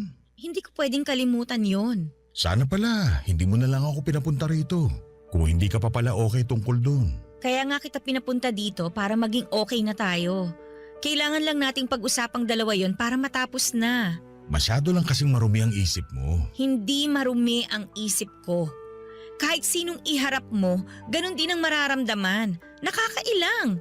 Hindi komportabling tingnan. Ganun lang kami ng anak ko. Kasalanan ba namin kung close kami? Masyado kayong close. Wala namang masama ron. Anong gusto mo? Maging cold at pabaya akong ama sa kanya tulad ng iba? Hindi mo kasi maintindihan yung sinasabi ko eh. Sobra kayang laswa yung nakikita ko sa inyong dalawa. Naghahalikan kayo sa labi. Hindi lang tuwing aalis siya o darating ha. Basta kapag masaya kayo o kahit walang ginagawa, bigla na lang kayong maghahalikan. Para kayong magkarelasyon eh. Halik ng isang ama lang yun. Pwede naman sa pisngin na lang o kaya naman sa noo. Kathy naman. Huwag mo rin akong simulan sa pagsusot niya ng brat panty sa bahay mo habang nakakandong sa'yo. Minsan nga naka-nighties lang eh. Sige, sa susunod sasabihan ko siya na sa tuwing pupunta siya sa bahay ko, huwag siyang kakandong sa akin. Ugaliin niyo na maglagay ng limitasyon sa pagiging close niyo. Sobra ka naman, Kathy.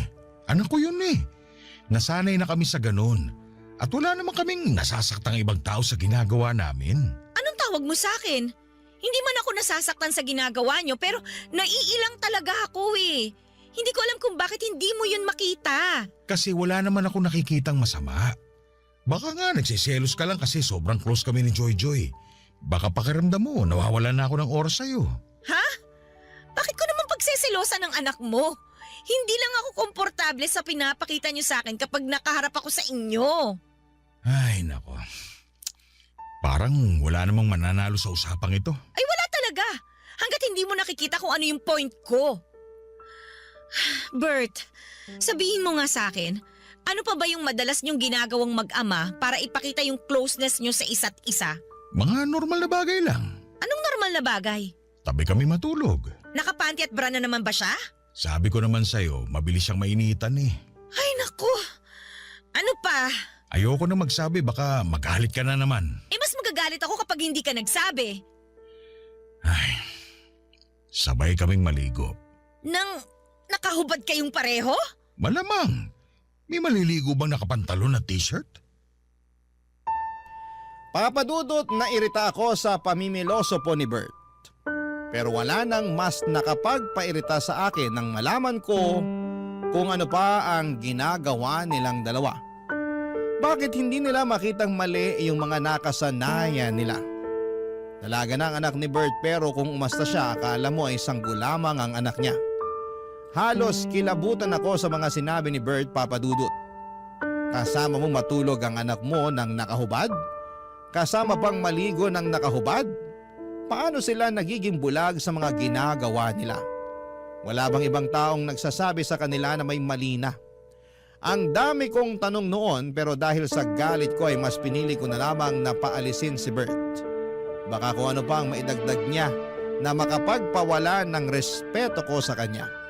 Hindi ko na kinaya. Minessage ko siya at sinabing tapos na kaming dalawa, Papadudot. Hindi naman niya ako nireplyan. Mabuti na rin yon para mamatay na yung natitirang pag-asa sa puso ko na magiging maayos pa kaming dalawa. Panayang iyak ko habang nagmo-move on. Yun marahil ang pinakamasakit na breakup sa akin. Hindi kasi ako ready na magkahiwalay kami ni Bert. Pero kailangan kong gawin dahil hindi ko na kayang tanggapin yung nakikita ko sa kanilang mag-ama. Hindi na siya nagparamdam pa ulit sa paglipas ng buwan. Hanggang isang araw ay nagulat na lamang ako sa isang bisitang dumating sa bahay ko. Si Joy Joy. Kumatok ito sa pinto at nang buksan ko ay nakita ko ang malungkot na mukha ni Joy Joy. Hindi ko alam kung paano siya haharapin. Naiilang ako sa kanya pero gusto kong pakinggan kung ano man ang gusto niyang sabihin, Papa Dudut.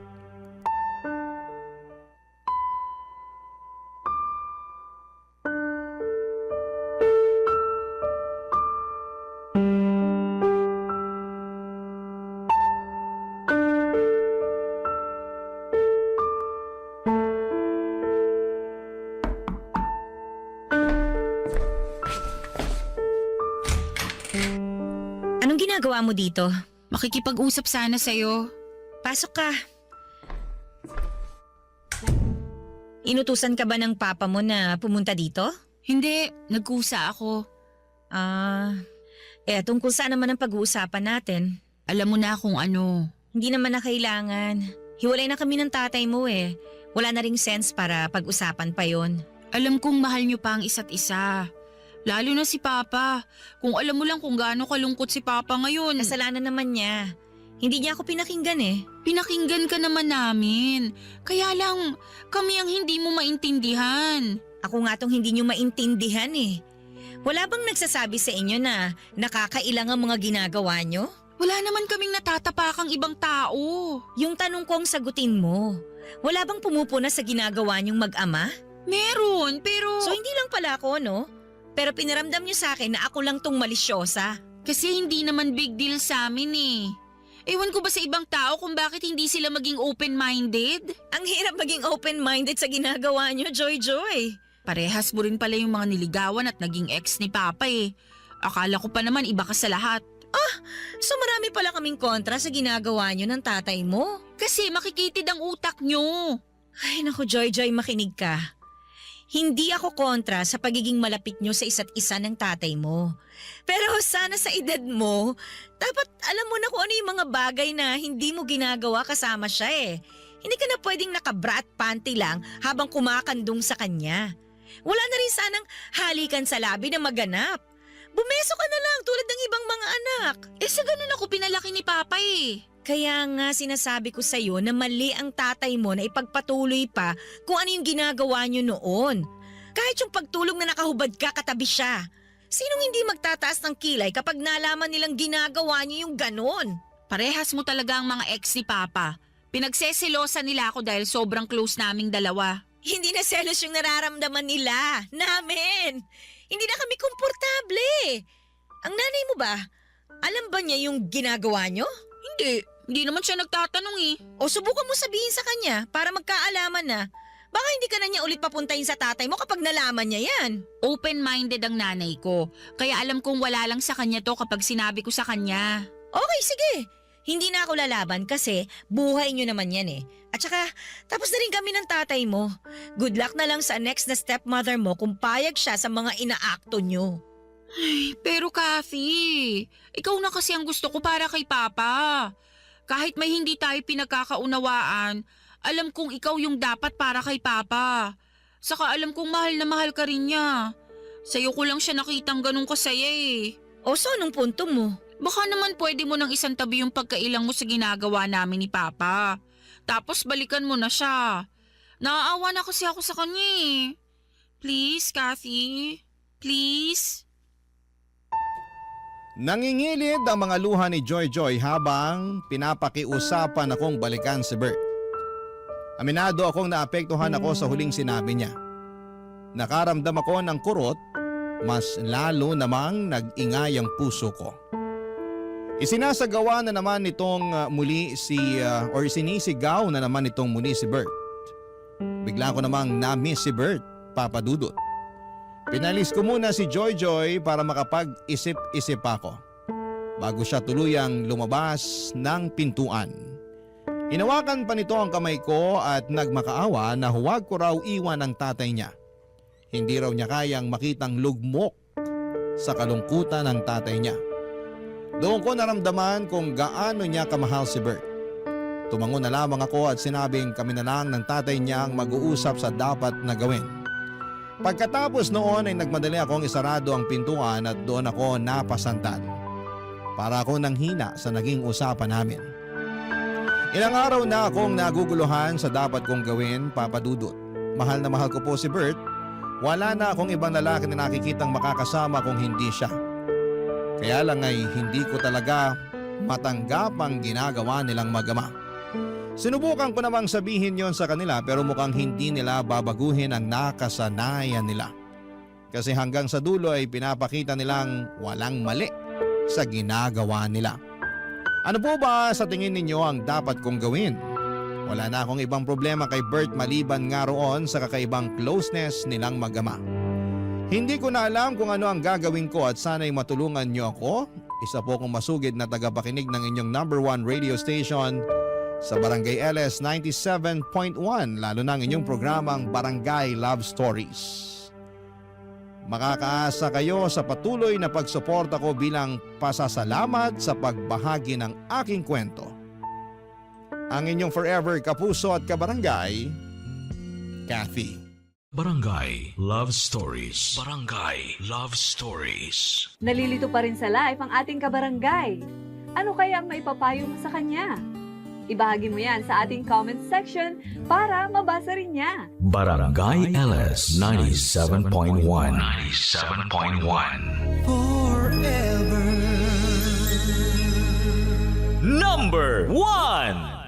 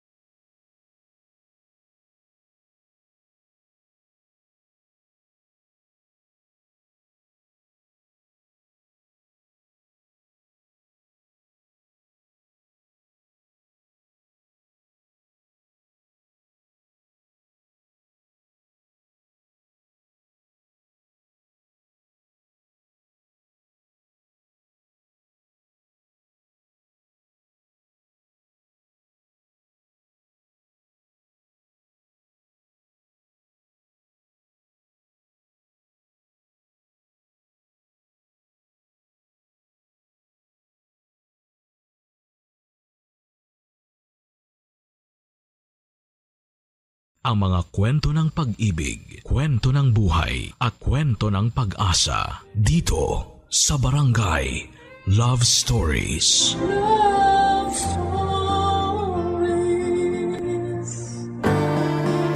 Biyayang magkaroon ng isang tao na handang manatili sa iyong tabi gaano man kalakas ang unos ng buhay na iyong pinagdaraanan.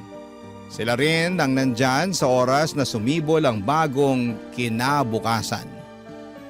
Ikaw, kabarangay, meron ka bang kaagapay sa buhay na ito? Dear Papa Dudut, good day po sa inyo at sa mga nakikinig ng Barangay Love Stories, tawagin niyo na lamang po ako sa pangalang Minerva, isang teacher na nagtuturo sa isang pampublikong paaralan dito sa Valenzuela. 40 anyos na ako ngayong taon at kahit naabala ako sa aking trabaho, ay nakakahanap pa rin ako ng oras para makinig ng inyong programa, Papa Dudut. Paborito ko kasi ang mga istorya na tinatampok ninyo. Lalong-lalo na ang tungkol sa pag-ibig. Ako man at ang aking asawa na si Danilo ay meron ding istorya na aming pag-iibigan na gusto kong ibahagi sa inyong programa. Hindi rin kasi yon naging madali. Kaya nga umaasa ako na kapupulutan po ito ng aral, inspirasyon at kilig ng mga kabarangay natin. Magsisimula ang lahat noong kami ay nasa kolehiyo pa lamang. Education ang kurso na kinuha ko, samantalang business related naman ang kay Danilo noong mga panahong yon. 1 linggo na kaming magkasintahan nang isinama ko siya sa bahay namin para ipakilala sa nanay Salve at tatay Hinergo. Kaso'y hindi naging maganda ang una nilang pagkikita, Papa Dudut.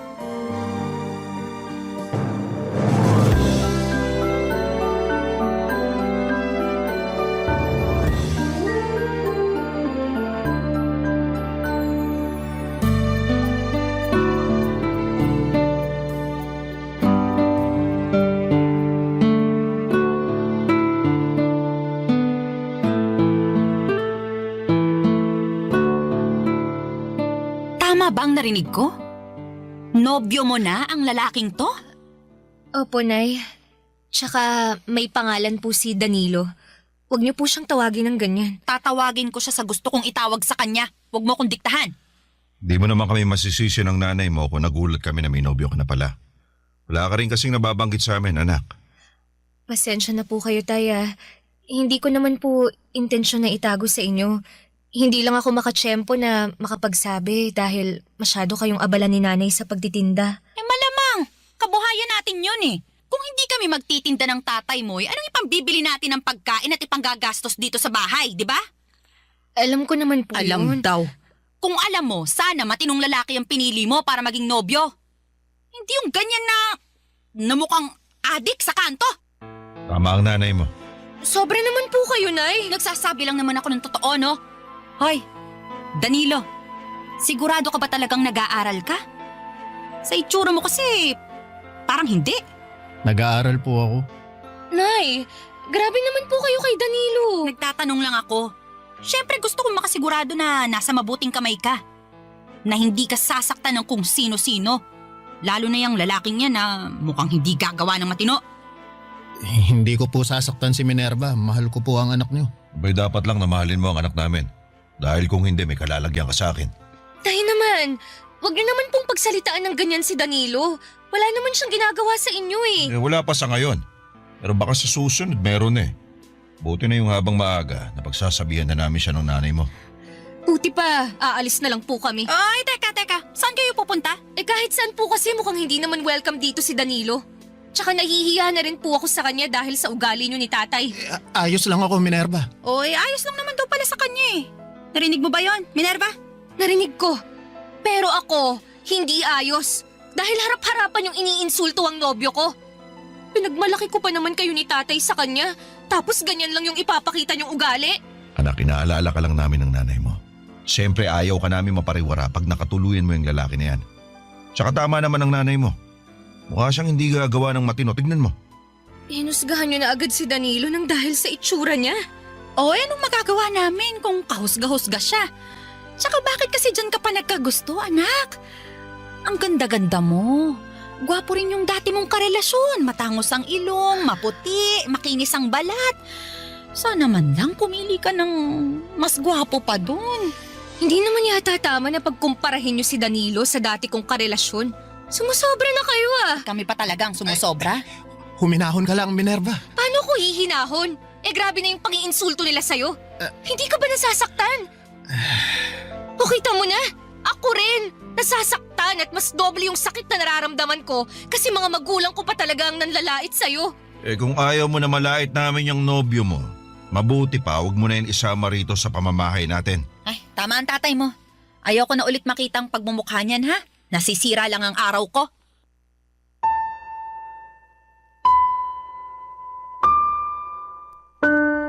Papa Dudut, hindi si Danilo ang unang nobyo ko.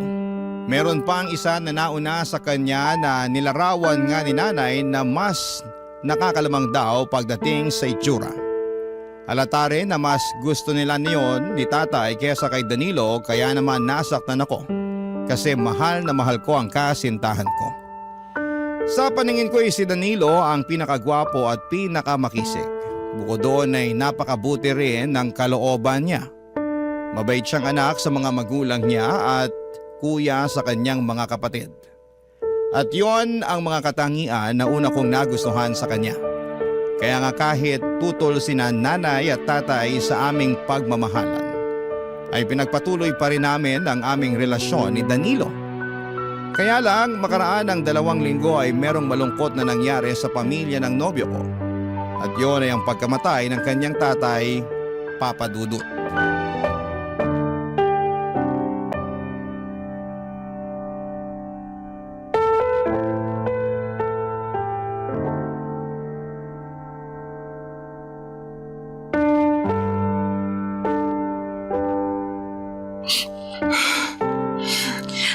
Ang sakit-sakit mawala ng tatay. Hindi pa kami handa eh. Masyadong biglaan yung nangyari. Hindi nga ako nakapagpaalam sa kanya bago siya nawala. Sobrang sakit. Para ako mamamatay. Iiyak mo lang, Danilo. Andito lang ako para damayan ka. Maraming salamat, Minerva. Kung wala ka, baka hindi ko kayanin. Huwag mong sabihin yan. Marami ka ng kinaya nung wala pa man ako sa buhay mo, di ba? Oo, pero iba naman ngayon. Lalo nangyari pa to sa pamilya namin, kaya mas kailangan kita. Sa totoo lang, di ko na alam kung paano na kami pagkatapos mailibing si tatay. Anong ibig mong sabihin? Siya lang kasi yung nagtatrabaho sa amin, kaya sigurado mahihirapan kaming makapagpatuloy nito. Tapos sakitin din si nanay at maliliit pa ang mga kapatid ko, kaya walang pwedeng ibang asahan na magtrabaho kundi ako. Ibig mong sabihin, mag-working student ka? Tingin ko nga hindi ko kakayanin lalo sa sitwasyon ng pamilya namin eh. Kaya nga naisip ko na tumigil na muna sa pag-aaral at mag-focus na lang sa paghahanap ng trabaho. Sigurado ka na ba sa desisyon mong yan? Oo. Napag-isipan ko na yun at kinausap ko na rin naman si nanay. Anong sabi niya? Ayaw niya kasi 2 taon na lang graduate na sana ako. Pero naisip ko na matagal pa yun. Paano na lang kami mabubuhay sa 2 taon na yun, di ba? Ibig sabihin hindi kami kakain? Hindi magbabayad ng bills at hindi bibili ng maintenance ng mga gamot ni nanay? Ayoko namang mangyari yun. Kaya kung kinakailangan na magsakripisyo ako, gagawin ko. Naiintindihan ko naman ang sitwasyon. Hindi ko lang napigilang manghinayang kasi pangarap nating makapagtapos ng sabay, di ba? Tapos iba pa rin kapag may diploma kang hawak. Kumbaga, mas maraming malalaki at magagandang oportunidad ang darating sa'yo. Oo nga, pero wala akong choice eh. Mahirap lang din ang mga kamag-anak namin kaya di namin sila pwedeng asahan na tumulong sa amin sa lahat ng pagkakataon. Sa bagay. Kaya, pasensya ka na kung biglaan yung desisyon ko ha. Ay, huwag kang humingi ng pasensya. Lalo't hindi mo naman kontrolado ang sitwasyon. Kaya nga eh, nakakalungkot lang kasi bakit ngayon pa talaga nangyari to kung kailan malapit ko na sanang matupad yung pangharap sa akin ni tatay na makapagtapos ako. Naniniwala ako na hindi rin naman ginusto ng tatay mo yung nangyari. At proud siya sa'yo, ano man ang maging desisyon mo sa buhay. Ganon din ako, Danilo. Proud na proud ako sa'yo. At tulad nga ng sinabi ko kanina nandito lang ako para suportahan ka. Hindi lang ngayon na may pinagdaraan ng mabigat ang pamilya nyo, kundi araw-araw, palagi lang akong nasa tabi mo. Salamat, Minerva. Malaking bagay na nandyan ka. Mas kaya ko kasi nandyan ka. Oo naman, kasama mo ko. Kakayanin natin to. Papadudot dahil sa ang tatay lamang ni Danilo ang nagtatrabaho sa kanila ay masasabi ko na napilay talaga ang kanilang pamilya. Kaya naman napilitan siyang huminto sa pag-aaral at pinagtuunan na lamang ng pansin ang paghahanap ng trabaho. At bilang nobya niya ay sinuportahan ko siya sa bagay na yon kahit na nga noong umpisa ay nanghinayang pa ako para sa pag-aaral niya. Hindi nagtagal, Papadudot ay nakapasok bilang helper si Danilo sa isang pabrika sa lugar namin. Pero 6 na buwan lamang siya doon nang magdesisyon siyang subukang mag-apply sa call center. Ako ang kasama niya sa kanyang mga interview at pangunahing taga-suporta niya. At sa awa ng Panginoon, nakapasa siya at natanggap bilang isang agent. Papa Dudut, proud ako kay Danilo sa ipinakita niyang determinasyon at hindi pagsuko sa buhay. Barangay Love Stories. Barangay Love Stories. Papa Dudut, kahit na nagtatrabaho na si Danilo noon at mas naging abala na nga sa bagong mundo na pinasok niya, ay hindi pa rin niya napapabayaan ang aming relasyon. Marami kasing magkasintahan noon na naghihiwalay lalo na kapag hindi balanse ng tama ang kanilang mga ginagawa. Pero ibahin ninyo si Danilo, Papa Dudut, dahil sinabi niya sa akin na kasama ako at ang relasyon namin sa priority niya. Sa katunayan, tuwing day off niya ay pumupunta siya sa bahay para samahan akong mag-aral at gumawa ng mga projects para sa aming klase. Kahit na ayaw na sana siyang papuntahin doon ni nanay at tatay, sa uli wala naman silang nagawa. Malaki ang pasasalamat ko sa suporta na binibigay niya sa akin. Minomotivate rin niya ako na tapusin ang aking pag-aaral dahil pangarap namin yon ng mga magulang ko. Kaya nga mas lalong lumalim ang pagmamahal ko para sa aking nobyo, Papa Dudut.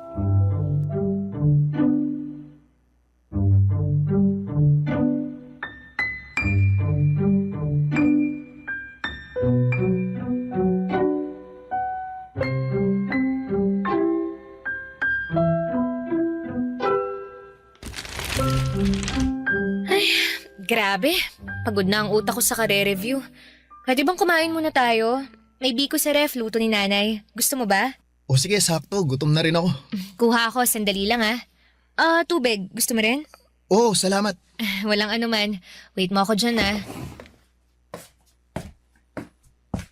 Sigurado akong magugustuhan mo tong biko ni nanay.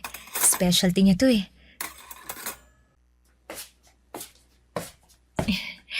Ito na yung merienda natin. O, tulungan na kita. Salamat. Sandali lang pala. Kailangan kong magbanyo. Balik ako ha. Sige lang.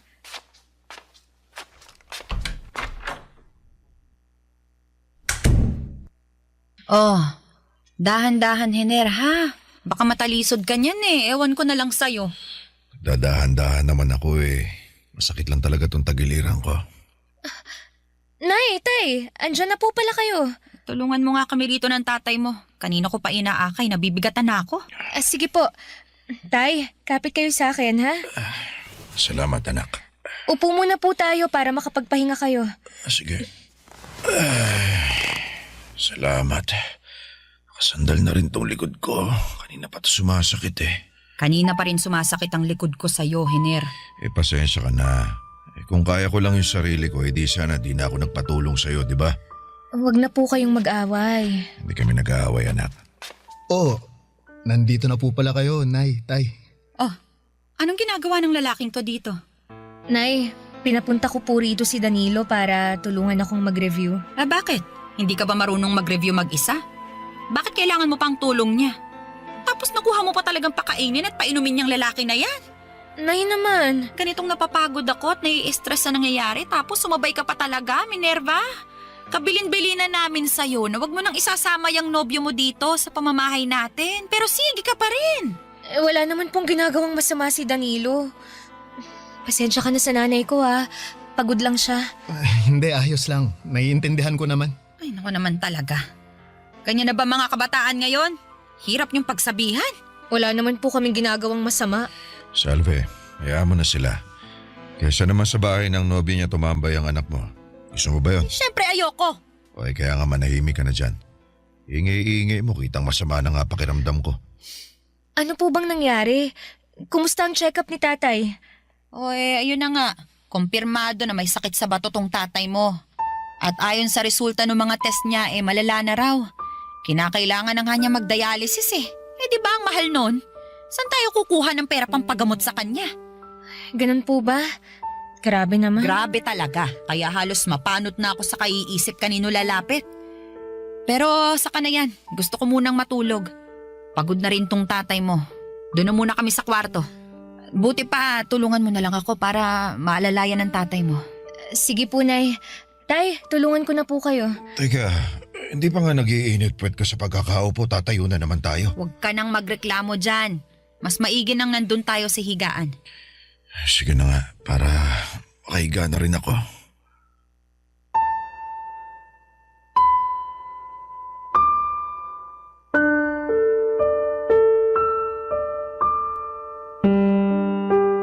Papa Dudut, magkahalong lungkot, takot at inis ang namutawi sa akin ng mga panahong yon. Lungkot at takot para sa kondisyon ng tatay ko at inis dahil sa asal niya sa nobyo ko. Wala namang ginagawang masama sa kanila si Danilo pero sobra naman kung pagbuntunan nila ito ng galit.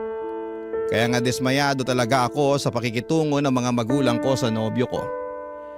Sa kabila ng lahat, sinabi ni Danilo na hindi naman daw niya dinibdib yon.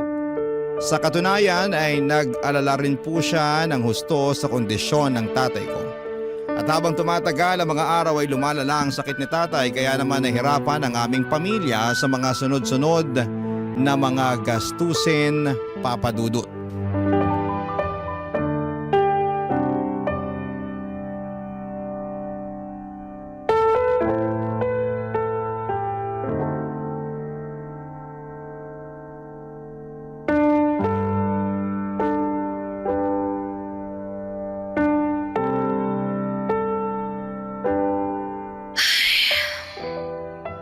Oh, kanino ko pa napapansin na panay ang buntong hininga mo ah. Sorry Hindi ko lang mapigilan eh. Nalulungkot kasi ako kaya hindi tuloy tayo makapag-concentrate sa pagre-review natin. Ay, okay lang naman. Pwede tayong huminto sandali para pag-usapan kung bakit ka malungkot. May problema ba, Minerva? Meron. Malaki. At tungkol yun kay tatay. Oh, may nangyari ba sa tatay mo? Sabihin mo sa akin.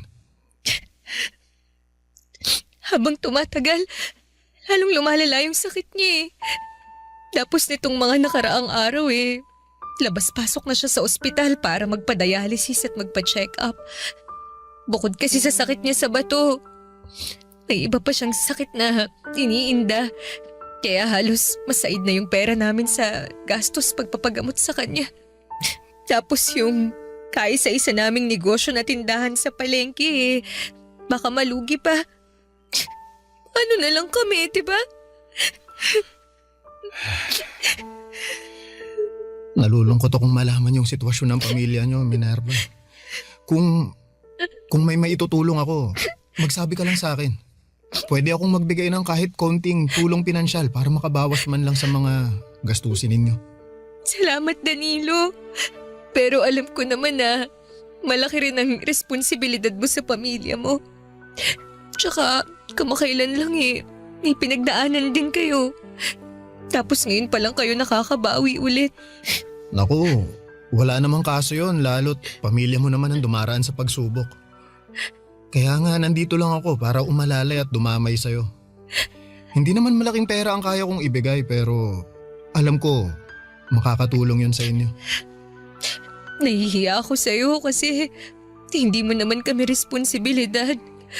Pero mahal ko kayo. Lalo ka na.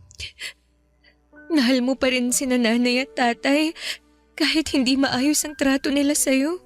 Oo naman, kasi mga magulang mo sila eh.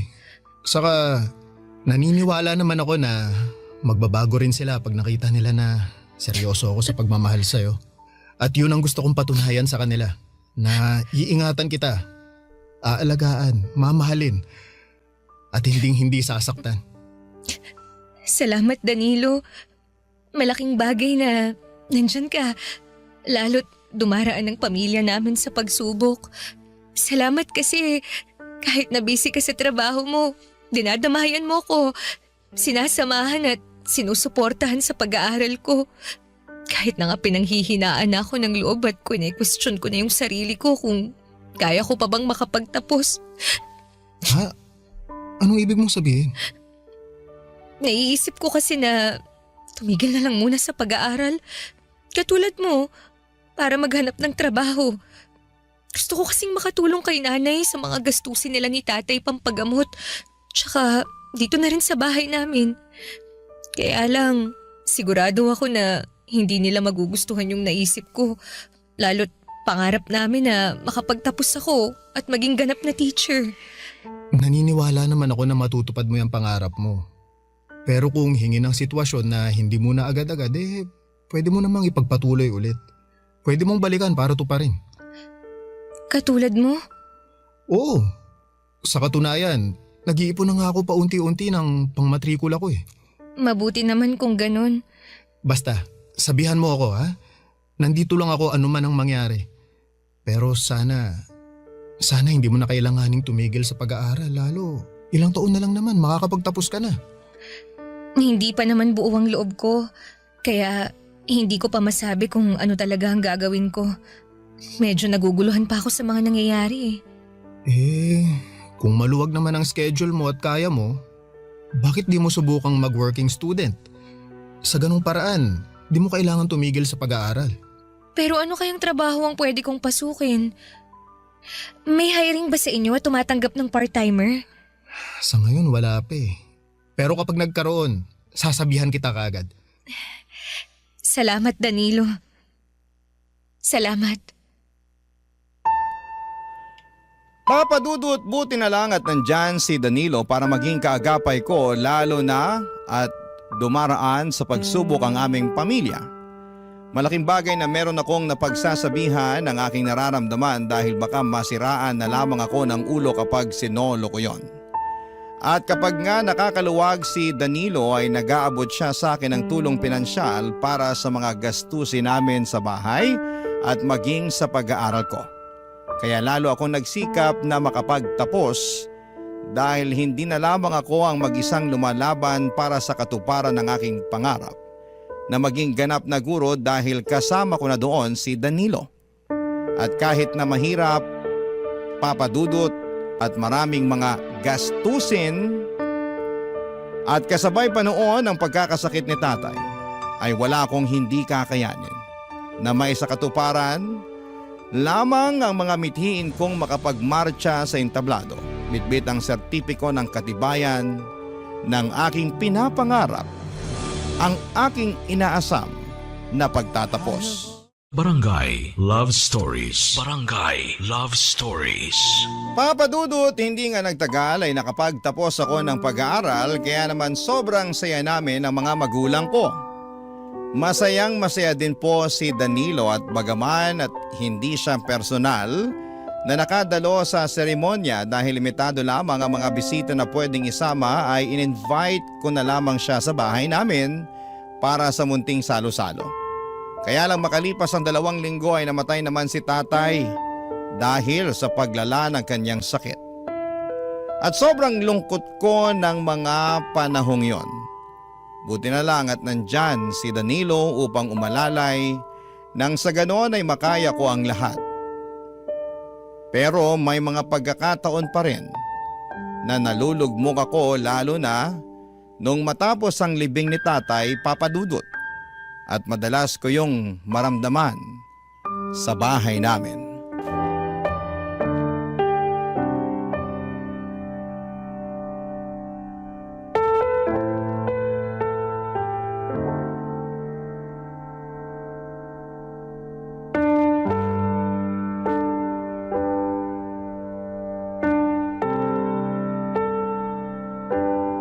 Nay, ano pong ginagawa niyo sa mga gamit at damit ni tatay?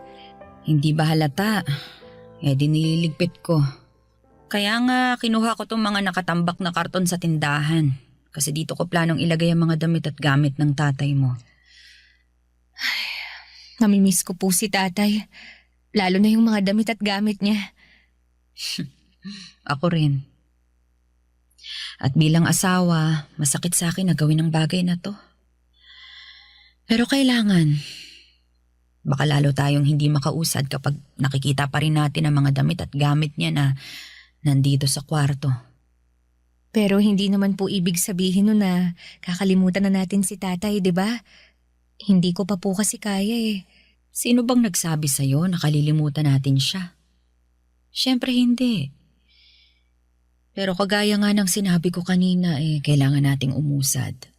Hindi naman pwedeng huminto ang buhay natin lahat dahil nawala ang tatay mo. Lalong-lalo ka na, Minerva. Ano pong ibig niyong sabihin? Ngayon na wala na ang tatay mo, siguro naman naisip mo na yung mga responsibilidad na nakaatang sa balikat mo. Isa na nga dun yung maging ganap na guro ka.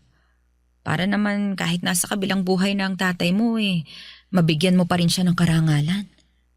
Kailan mo ba planong kumuha ng lisensya? Tungkol po sa bagay na yan, ang totoo, wala pa po akong plano. Ha? Paano wala ka pang plano? Kamamatay lang po kasi ni tatay. Hindi ko pa po kayang mag-focus sa pagre-review kasi nagluluksa pa po ako. Kasasabi ko lang na hindi pwedeng huminto ang buhay natin ang dahil lang sa pagkamatay ng tatay mo. Tapos lilinyahan mo ko ng ganyan? Ano na lang sasabihin sa'yo ng tatay mo sa kabilang buhay? Sige nga. Kabilin-bilinan pa naman niya na gusto kanyang maging lisensyadong guro kahit na wala na siya. Tapos sasabihin mo sa akin na hindi mo pa kaya? Nay naman Naku, wag mo nga akong artihan ng ganyan, Minerva. Hindi po ako nag-iinarte. Pero sana, wag niyo naman po akong i-pressure. Ipe-pressure kita hanggang maisip mo na hindi ka pwedeng tatamad-tamad lalo't wala na ang tatay mo. Kung hindi ka magiging lisensyadong guro, anong plano mong gawin sa buhay mo, Aber? Hindi ko naman po sinabing hindi ako magiging lisensyadong guro Pero gusto ko po munang magpahinga lalo't nagluluksa pa ako. Luksa ka dyan. Ando na tayo, pero hanggang kailan? Hindi ko po alam. Yan ang dapat mong alamin dahil wala kang habang buhay para magluksa, Minerva. Kung hindi ka rin lang naman kukuha ng lisensya ngayong taon, mabuti pang magtrabaho ka na lang para makatulong ka dito sa bahay natin. Baka nakakalimutan mong mag-isa na lang ako na nagtataguyod sa inyong magkakapatid.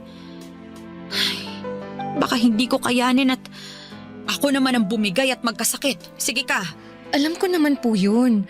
At hindi ko rin naman kayo pababayaan Pero sana, bigyan niyo muna ako ng panahon na... Paulit-ulit tayo Hirap kasi sa inyong mga kabataan, mahihina ang loob. Madamdamin, kaya kaunting bagay, kaunting kibot dinidibdib. Huwag ganon, Minerva, ha? Gayahin niyo kami. Kasi kahit na nagluluksa kami, kahit na malungkot ang buhay, nagpapatuloy pa rin kami. Umuusad kahit na mahirap, kasi mas lalo kaming walang mapapala kung magpapakain kami sa kalungkutan. Ay naku, wala akong matatapos kung dadaldal lang ako sa'yo rito Buti pa, tulungan mo na lang ako rito para magkaroon ka naman ng pakinabang.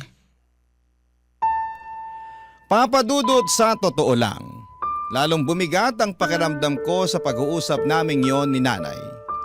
Hindi pa kasi talaga ako handang umusad at magpatuloy sa buhay lalo na at kamamatay pa lamang ni tatay. At 1 linggo pa lamang noong naililibing siya. Ngunit natanga na agad ako ng mabigat na responsibilidad sa aking mga balikat. Litong-lito po ako at hindi ko po alam kung saan at papaanong magsisimula. Kaya nga si Danilo ang madalas kong kasakasama ng mga panahong yon. Sa katunayan ay sa bahay nila ako natutulog dahil mas gumagaan ang loob ko at nakakahinga ako ng maluwag pag wala ako sa bahay namin. Naalala ko lang kasi doon si tatay. Kaya naman lagi ako nalulungkot at umiiyak doon. Tapos pinipressure pa ako ni nanay, Papa Dudut. Makalipas nga ang 3 buwan ay nabuntis ako ni Danilo at masasabi ko na lalong nag-ibang takbo ng mundo ko. At kahit pa kapwa kami may takot sa magiging reaksyon ni nanay ay matapang pa rin naming sinabi sa kanya ang mga plano namin ni Danilo. Ngunit bukod sa pagbubuntis ko ay meron pa kaming sinabi kay nanay na labis niyang ikinagulat.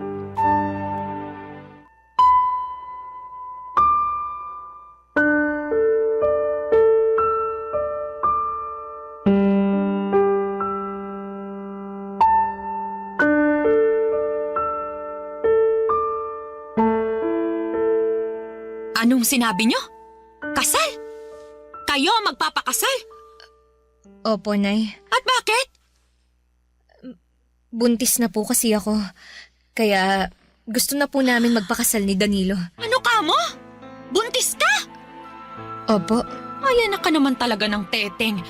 Bakit ka nagpabuntis sa lalaking yan? Mahal ko po si Danilo. At mahal ko rin po ang magiging anak namin. Mahal ko rin po si Minerva kaya naman pananagutan ko po siya. Ay, wala akong pakialam sa pagbabalik pamamahalan nyo. Pero walang magpapakasal sa inyo. Bakit naman po? Nagtanong ka pa talaga? Akala mo yata laro-laro lang ang kasal eh. Hoy, para sa kaalaman mo, kapag kinasal ka na sa lalaking yan, habang buhay ka nang nakatali sa kanya. Alam ko po yun. At handa naman po akong matali kay Danilo. Hindi mo talaga alam ang sinasabi mo, ano? O sige, sasabihin ko sa'yo para maintindihan mo. Makinig kang mabuti, ha? Kamamatay pa lang ng tatay mo. Kagagraduate mo lang din tapos nagpabuntis ka na agad at sa Danilo pa na yan. Hindi ka pa nga nagiging lisensyadong guro tapos gusto mo lang pala maging nanay? Sana hindi ka na lang namin pinag-aaral ng tatay mo. Sana hindi ka na lang namin ginastosan kung wala rin pala kaming mapapalang tulong sa'yo pagdating ng araw. Ano po bang klaseng tulong ang gusto niyong gawin ko? Hindi naman ako naging rebeldeng anak sa inyo ni tatay ah. Tsaka hindi naman po porke magpapakasal na kami ni Danilo, kalilimutan ko na ang responsibilidad ko sa pamilya natin. Lalo na yung pangarap ko na maging lisensyadong guro. Tutuparin ko pa rin naman po yun kapag nakapanganak na ako. Akala mo ganun kadali ang sinasabi mo? Pwes hindi, Minerva. Dahil sa oras na maging nanay ka na, sa anak mo na iikot ang buhay mo. Kagaya ko. Wala na akong panahon sa sarili ko dahil nakatuon lang ang isip ko sa kung paano namin kayo bubuhayin ng tatay nyo. Pero hindi po ba ganun naman ang mga magulang? Kung hindi pa po pala kayo handa sa responsibilidad ng pagkakaroon ng anak, di sana hindi na lang kayo nag-anak. Ba't talaga namang sumasagot ka pa talaga, ha? Nagsasabi lang po ako ng totoo. Nay, alam ko po na masama ang loob niyo sa amin ni Minerva dahil sa nangyari. Pero pinapangako ko po na hindi ko pababayaan ang anak niyo at ang magiging anak namin. At kapag kaya na namin babawi kami sa inyo. Saka tama po si Minerva. Hindi namin kalilimutan yung responsibilidad namin sa kanya-kanya naming pamilya kahit na may mga anak na kami. Magsisikap po kami, lalo na ako, para matupad po ang bagay na yun. Magsisikap daw baka naman puro lang kayo salita.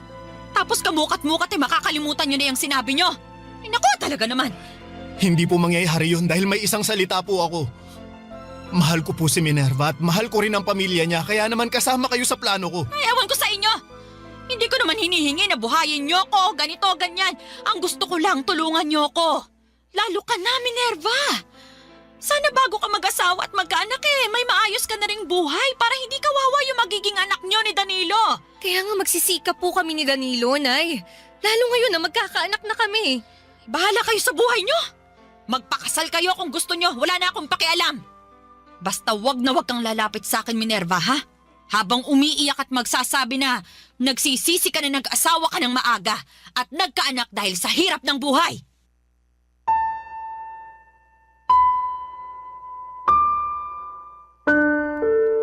Papadudot kinasal kami ni Danilo sa huwes at nagsama sa iisang bubong. Pero tumira muna kami sa bahay nila para maasikaso ako ng nanay niya hanggang sa makapanganak ako. At mag-isang taon ang baby namin, Papadudot. Tapos noong na-promote ang asawa ko sa trabaho niya ay nakaipon kami para makapagrenta ng maliit na apartment. Noong nagdesisyon akong kumuha na ng lisensya sa pagkaguro ay sinuportahan ako ni Danilo. At hindi nga po nagtagal ay nakapasa naman ako at doon na nga nagsimula ang pagtuturo ko. Kung tatanungin ninyo ako kung kumusta kami ni nanay ay masaya akong sasabihin na maayos naman ang relasyon namin. At mahal na mahal niya ang apo niya. Hindi rin kasi niya ako natiis lalo na noong nanganak ako. At siyang nag-alaga sa anak namin ni Danilo kapag nasa trabaho kaming pareho. Sa kabilang banda ay guilty din ako. Kasi hindi ako agad nakabawi sa kanya lalo na noong namatay si tatay. Kaya nga wala na akong sinayang na sandali noong nabigyan ako ng pagkakataon na tuparin na ang matagal na nilang pangarap para sa akin. At habang tinutupad ko yon ay malaki ang pasasalamat ko sa aking asawa na nanatili sa aking tabi at naniwala sa kakayahan ko. Hanggang dito na lamang po, Papadudot, ang sulat ko. Sana po'y mapili po ninyong i-ere sa programa ninyong Barangay Love Stories. God bless and more power sa inyong istasyon. Ang inyong forever kapuso at ka-Barangay, Minerva. Kwentuhan naman tayo dito sa comment section. Ang mga kwento ng pag-ibig, kwento ng buhay at kwento ng pag-asa dito sa Barangay Love Stories. Love Stories. Hanggang kailan ka nga ba magiging pangalawa sa taong lagi mong inuuna? Hanggang kailan ka papayag na maging isang taong tinatakbuhan lang? Kapag may kailangan siya pero sa dulo ng araw, iba ang kasama niya kapag masaya na siya. Dear Papa Dudut, itago niyo na lamang po ako sa pangalang Essie. Sumulat ako sa inyo ngayon para ikwento sana sa inyo ang naging maiksing forever namin ng aking ex-boyfriend na si Jay. Tulad ng mga kakasimulang relasyon, napupuno kami noon ng pagmamahalan at halos ayaw naming malayo sa isa't isa. Updated sa ginagawa ng bawat isa kahit nga magkasama na kami sa trabaho, ay nagtitext pa rin kami at nagkukumustahan kung kaya pa ba ang workload na meron kami sa araw na yon. Ganon kami. Facebook official na kami at syempre ang pinaka-importante sa lahat ay official kami sa pamilya ng bawat isa. Akala ko nga ay talagang forever na ito eh. Akala ko. Kasi maayos naman kaming dalawa, walang naging problema pagdating sa oras dahil marami kami noon para sa isa't isa. Lalo na ako. Handa kong ibigay sa kanya ang lahat ng oras ko. Walang naging problema sa pamilya namin kasi boto sila sa amin. Actually ay sila pa nga itong nagpaplano na para sa future wedding namin. Nakakatawa na nakaka-pressure. Wala rin naging problema na sobrang bigat o walang naging challenges sa relasyon namin na hindi namin nalagpasan dahil sinisiguro ko na hindi kami aabot sa punto na matatalo kami ng mga pagsubok na yon. Bago pa man lumala ang inuupahan na naming pareho ang problema o inuupuan na namin ang mga problema at pinag-uusapang dalawa.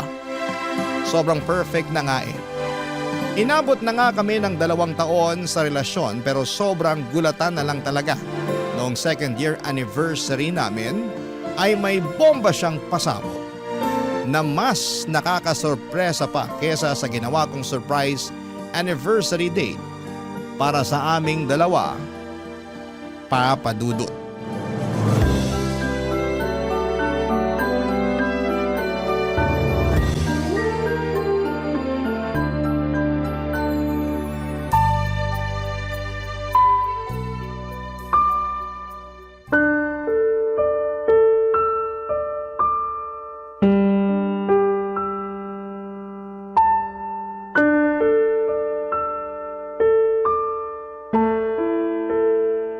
Surprise! Happy anniversary, babe! Essie, sabi ko naman sa'yo. Alam ko sinabi mo na wala nang pa-surprise sa anniversary natin. Pero kasi hindi ako makatiis eh. Patuwarin mo na lang ako. Essie, Wait lang, bago ka magalit dyan, tignan mo muna tong hinanda ko. break na tayo.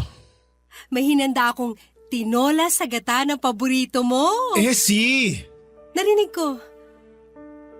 Narinig ko. I'm sorry kasi dapat kahapon ko pa sinabi to eh.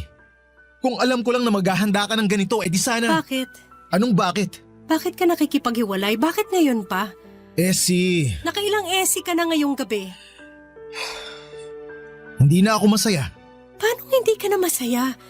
Nung Sunday masaya pa tayong dalawa after church, di ba? Ano yun? Essie, matagal na akong hindi masaya. Bakit di ka masaya? Sabihin mo kasi hindi ko naman yung nakikita sa'yo. Hindi ko alam kung bakit hindi na ako masaya. Siguro kasi hindi na kita mahal. Pero mahal kita, Jay. I'm sorry, Essie. Pero hindi na tayo pareho ng nararamdaman ngayon. Ang labo naman, Jay. Akala ko ba wala magbabago? Akala ko rin eh. Paano na to? Pwede pa rin naman natin kainin tong hinanda mong tinola eh. Itong relasyon at hindi ang lintik na tinola na yan. Hindi ko alam. Hindi ka nalalaban? Hindi na. Ako lalaban pa! Wag na. Please, Jay. Hindi ko na kaya, Essie. Hindi na talaga.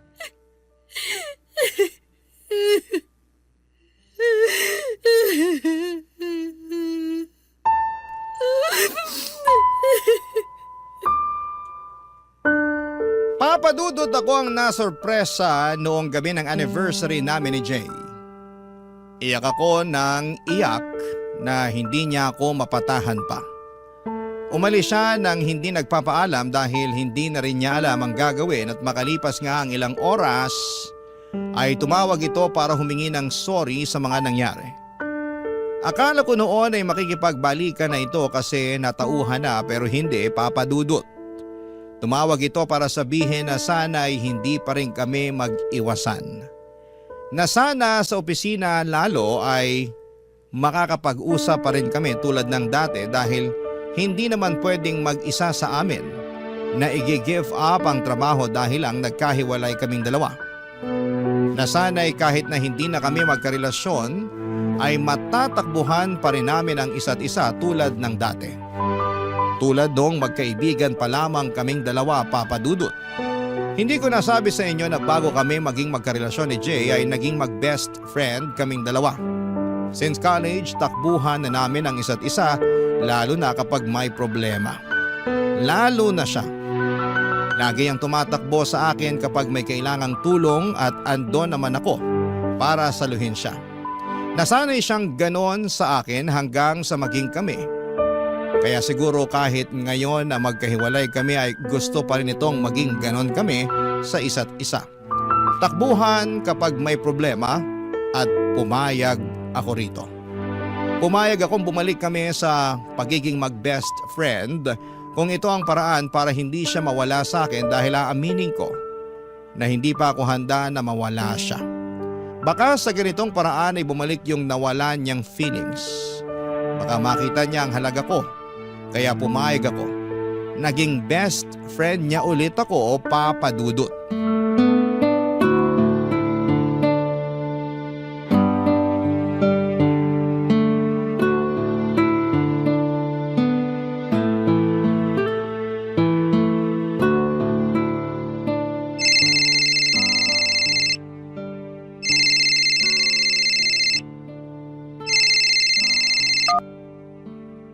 Hello. Essie, gising ka pa ba? Nagising na. Ay naku, sorry talaga Essie kasi… Ano ba yun? 3:30 na ng umaga, oh. Hindi ko kasi matapos tong report na pinapagawa ni boss eh. Di ba para mamaya na yan? Ano nangyari? Kanina ko lang kasi to sinimulan. Akala ko madaling gawin pero hindi naman pala. Anong gusto mong gawin ko? Tulungan mo naman ako please. Hindi kita kayang tulungan kung over the phone lang, Jay. Di, pumunta ka rito. Sige na Essie, please. Please Essie, please. Ano ba naman, Jay? Mag-alas 4 na eh. Please naman Essie oh.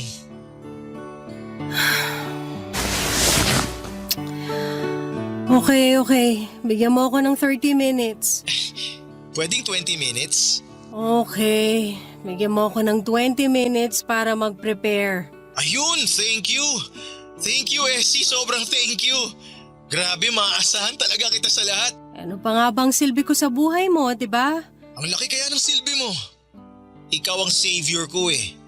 Araw-araw. Savior. Oh, bakit mo naman tinawanan yung sinabi ko? Hindi ko tinawanan. May naalala lang kasi ako. Hulaan ko. Nung college tayo, yan ang madalas kong sabihin sa'yo kapag ginagawa mo yung assignments ko, lalo na nung ginawa mo yung thesis ko. At marami pang iba. Ay, kaya nga thank you kasi kahit hindi na tayo, nandyan ka pa rin. Masasandalan, maaasahan. Best friend. Sabi naman sa'yo mas maganda na ganito tayo kaysa… Huwag mo na ituloy ang sasabihin mo para maibaba ko na tong phone at makapag-prepare na ako. Ay, oo nga pala. O paano? See you. See you. Best friend, yan na lamang ako muli sa buhay niya. Takbuhan niya kapag may kailangan o may problema. Para kaming bumalik sa college, ang daming nagsasabi na ang tanga-tanga ko para ipagpatuloy ang ginagawa ko. Pero kibits balikat na lamang. Hindi kasi nila naiintindihan yung kagustuhan ko na mapalapit lamang kay Jay. Nasanay akong kasama siya at nasanay akong lagi siyang nandyan. Kaya hindi madaling putulin yung naging routine namin. Hindi ko kaya. Kaya naman nakontento ako sa ganito sa pagiging best friend kung eto ang paraan para hindi siya mawala sa akin. Dahil Papa Dudut, aaminin ko, kahit 2 taon na ang nakalipas, ay mahal ko pa rin siya. Hindi nawala ang pagmamahal ko sa kanya siguro'y dahil ayaw ko naman kasing mag-move on talaga sa kanya. Kasi lagi naman kaming magkasama. At kahit noong nagkaroon na ito ng bagong girlfriend, ay andun pa rin ako sa kanya. Natatakbuhan niya. Kahit ang sakit-sakit na. Andun pa rin ako at umaaktong ayos na ang kahit durog na ako. Dahil alam kong wala ng pag-asang maging kaming dalawa dahil may mahal na siyang iba. Papa Dudut. Barangay Love Stories. Barangay Love Stories. Papa Dudut, lumipas ang 5 taon at heto pa rin ako, katrabaho pa rin si Jay. Ginagawa pa rin ang lahat para sa kanya. Nagigising ng sobrang aga kahit sobrang dilim pa para lamang tulungan siya sa trabaho niya na hindi niya maintindihan o hindi niya magawa.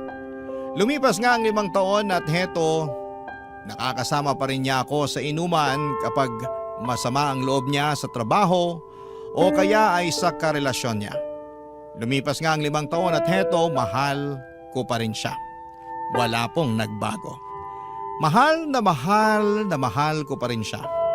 Tanga na akong tanga pero hirap talaga akong kalimutan siya. Lalo na't lagi namang kaming magkasama.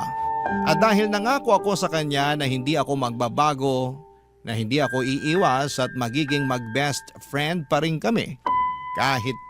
Kahit nga noong time na sinabi nito sa akin na engaged na sila ng kanyang girlfriend. Hindi pa rin ako umalis. Nangako pa rin ako na matatakbuhan niya anumang oras niya ako kailangan, Papa Dudut.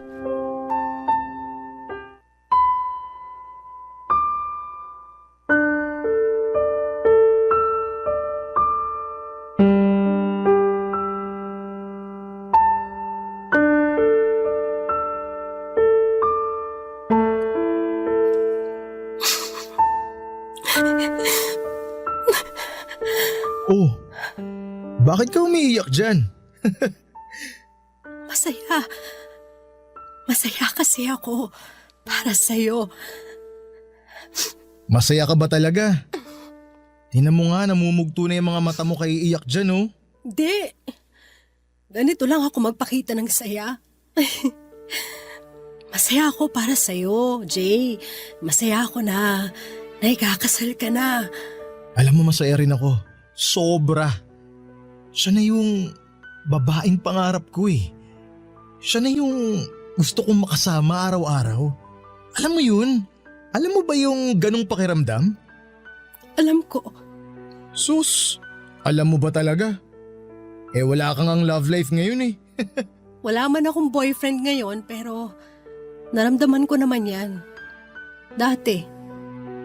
Sa'yo. Bale, wala pa kaming napag-uusapang araw kung kailan mismo yung kasal pero asahan mo, isa ka sa mga unang makakaalam. Nako, kahit wag na, hindi naman ako importante para sa kasal niyo eh. Hindi no, best friend kita. Kailangan nandun ka. Sasabihin ko sa kanya na gawin ka pang ang abay. Wag mong gawin yan. Ayos lang ako kahit nga hindi na ako pumunta eh. Uy, nasaan na yung pangako mo na makakasama kita lagi? Pero kasal mo yun, Jay. Eh ano naman ngayon? Mahalagang araw yun para sa akin. Dapat nandun ka. Pero kasal mo yun. Eh ano nga ngayon kung kasal ko yun? Ex mo ko. best friend na kita ngayon. Ang tagal na nating wala. Lagi na nga tayong magkasama eh. Hindi na tayo naiilang sa isa't isa tulad ng ibang mag-ex dyan. Iba tayo, okay? So dapat pumunta ka. Jay, hindi ko kaya. Bakit? Hindi ko alam. Ay, nako, nabigla ka lang siguro. Tara, libre kita ng kape. Tulungan mo na rin ako sa mga dapat tsaka mga hindi ko dapat gawin sa kasal. Okay ba yun? Jay, please. Alam ko na ang gusto mong sabihin. Gusto mo iwasan at layuan mo na ako dahil engaged na ako. Hindi naman ako manhid eh. Hindi naman kasi ang dapat eh. Pero di ko kaya yun. Hindi mo kaya? Oo. Kasi nasanay na ako na nandyan ka. Hindi ko alam kung makakayanan ko ang araw-araw na wala ka. Pero… ituloy mo pa rin yung pangako mo. Huwag kang mawawala sa tabi ko. Nandyan ka lang para matakbuhan ko. Para matulungan ako. Diyan ka lang.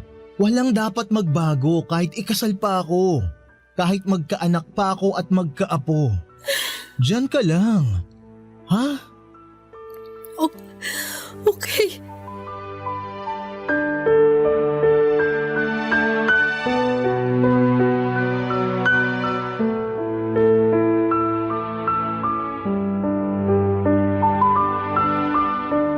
Yun na nga po ang pinakamasakit na pangakong kailangan kong panindigan. Durog na durog ako nung malaman kong ikakasal na siya. Parang biglang nawala na ako ng pag-asa na magiging kami pa. Kasi nung magkarelasyon pa lamang sila ng girlfriend niya ay okay pa. Pwede pang umasa kasi hindi pa naman sila kasal pero iba na ngayon. Engaged na sila at papunta na doon sa forever nila.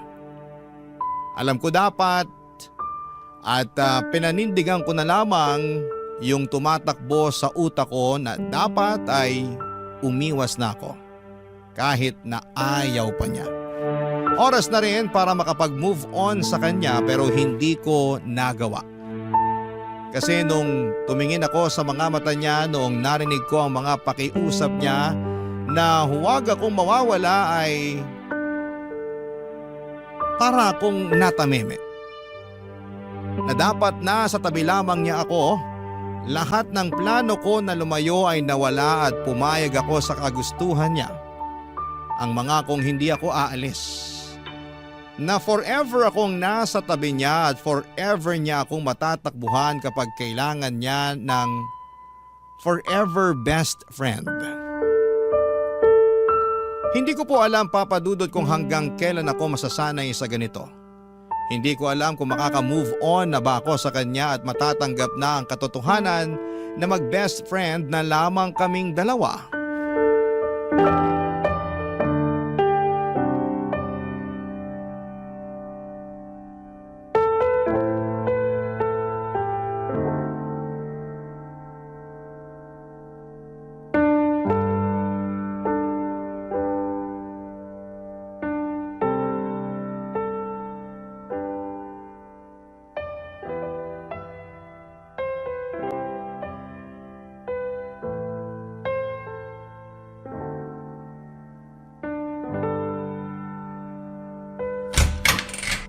Jay! Anong ginagawa mo rito? Pwede bang dito muna ako? Tuloy ka. Ano ba nangyari? Kasi… Yung fiancé mo. Ha? Paano mo nalaman? Kapag ganyan na itsura mo, alam ko nag-away na naman kayo eh. Hindi ko siya maintindihan eh. Ang labo niya. Ang babae kasi, kahit anong gawin mo, hindi mo maiintindihan. Mahalin mo na lang. Pero bakit ikaw naiintindihan ko? Kasi best friend mo ko at matagal na tayo magkakilala. Ang hirap niyang intindihin. Lagi na lang ako yung nag-a-adjust. Paano naman ako? Kailangan ba lagi ako yung may malawak na pangunawa? Bakit siya hindi niya magawa yun para sa akin? Nagmumukha akong sunod-sunuran sa mga gusto niya eh. Siya lagi yung nasusunod. Para tuloy akong aso. Naiintindihan kita. Naiintindihan kita. Ay, buti ka pa. Ha? Buti ka pa naiintindihan mo ako. Buti ka pa ramdam ko na hindi ako nag-iisa kapag kasama ka. Buti ka pa. Jay, maaayos nyo rin yan. Away lang yan. Pero paulit-ulit na lang kasi. Pag-usapan nyo lang, maayos din yan. Mabuti pa tara na lang dun sa sala at ipagtitimpla kita ng kape. Pag-usapan natin yan hanggang sa gumaan ang pakiramdam mo. Ay, salamat Esia. Paulit-ulit ka na lang sa pasasalamat dyan. Ayos lang, gano'n naman talaga eh. Paanong ganun? Ito na yung role ko sa buhay mo. Maging best friend mo. Takbuhan mo nga ako sa lahat, di ba? Di ko alam ang gagawin ko kapag wala ka. Kaya please, Essie. Huwag kang mawawala ah. Oo. Mag-promise ka. Kasi Essie, hindi ko makakayanan ng mag-isa. Kailangan kita. Kailangan kita, Essie. I know.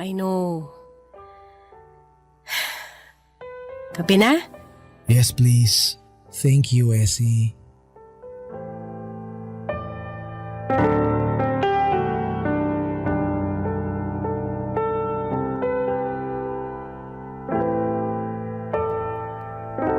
Dapat maging masaya ako kapag sinabi niya na kailangan niya ako. Dati masaya ako noon kapag sinasabi niya yon. Kapag nagpapasalamat siya at sinasabi niya na masaya siya na nandun ako lagi para sa kanya. Na walang ibang babaeng kayang gumawa noon kahit pa nga ang GF niya. Hindi kayang gawin ang ginagawa ko. Pero ngayon, kapag naririnig ko ang pasasalamat niya sa akin, kapag napapakinggan ko na sinasabi niya na kailangan niya ako, na hindi niya kayang mawala ako ay parang nadudurog ako ng paunti-unti. Kasi alam ko na hanggang doon na lamang yon. Hanggang takbuhan lamang ako kapag may kailangan at problema siya. Hanggang doon lamang ako. Hanggang best friend lamang niya ako. Ikakasal na siya, mahal na mahal niya ang babaeng pakakasalan niya at alam ko, kahit ako pa ang takbuhan niya sa lahat ay hindi ako ang babaeng ihaharap niya sa altar. Ang hirap naman ng ganito, Papa Dudut. Sarili kong kwento, sarili kong love story. Pero hindi ako yung leading lady. Sa sarili kong love story ay best friend lamang ang role ko sa buhay ng lalaking pinakamamahal ko. Habang pinagmamasdan ko ang leading man ko na masaya sa pinili niyang leading lady. Sa sarili kong kwento. Barangay Love Stories. Barangay Love Stories. Papa Dudut, pakiramdam ko ay para akong kabit kay Jay. Pero isang kabit na ako lang ang nakakaalam. Yung pinupuntahan niya lagi kapag may problema sila ng fiancé niya at yon ang pinakaayaw ko sa lahat. Ng dahilan kung bakit siya lumalapit sa akin. Parang mas lalo niyang pinaparamdam sa akin na talagang wala na akong dapat pang asahan sa kanya. At ang pinakamasakit pa rito, Papa Dudut, ay wala akong lakas ng loob para sabihin sa kanya na nasasaktan ako sa ginagawa niyang paglapit at alam kong wala na akong karapatan na sabihin ito sa kanya. Dahil nangako ako na nandito lamang ako para sa kanya kahit sobrang sakit na. Sobrang sakit, Papa Dudut.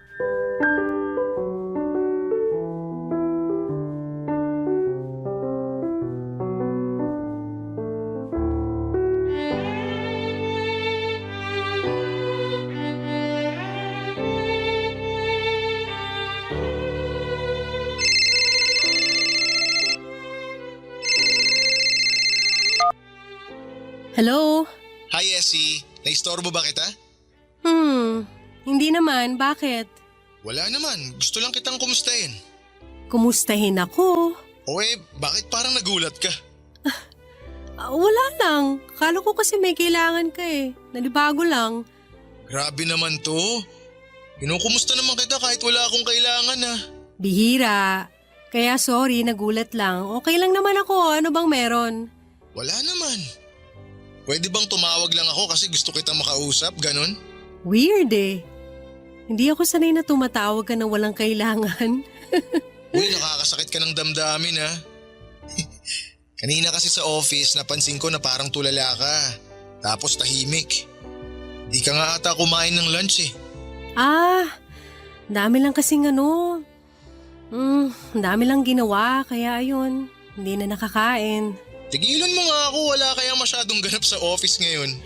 Masama lang siguro yung pakiramdam kasi lately sobra yung puyat ko eh. Aba, mukhang pinariringgan mo ako dyan ah. Oo, bakit naman kita paparinggan?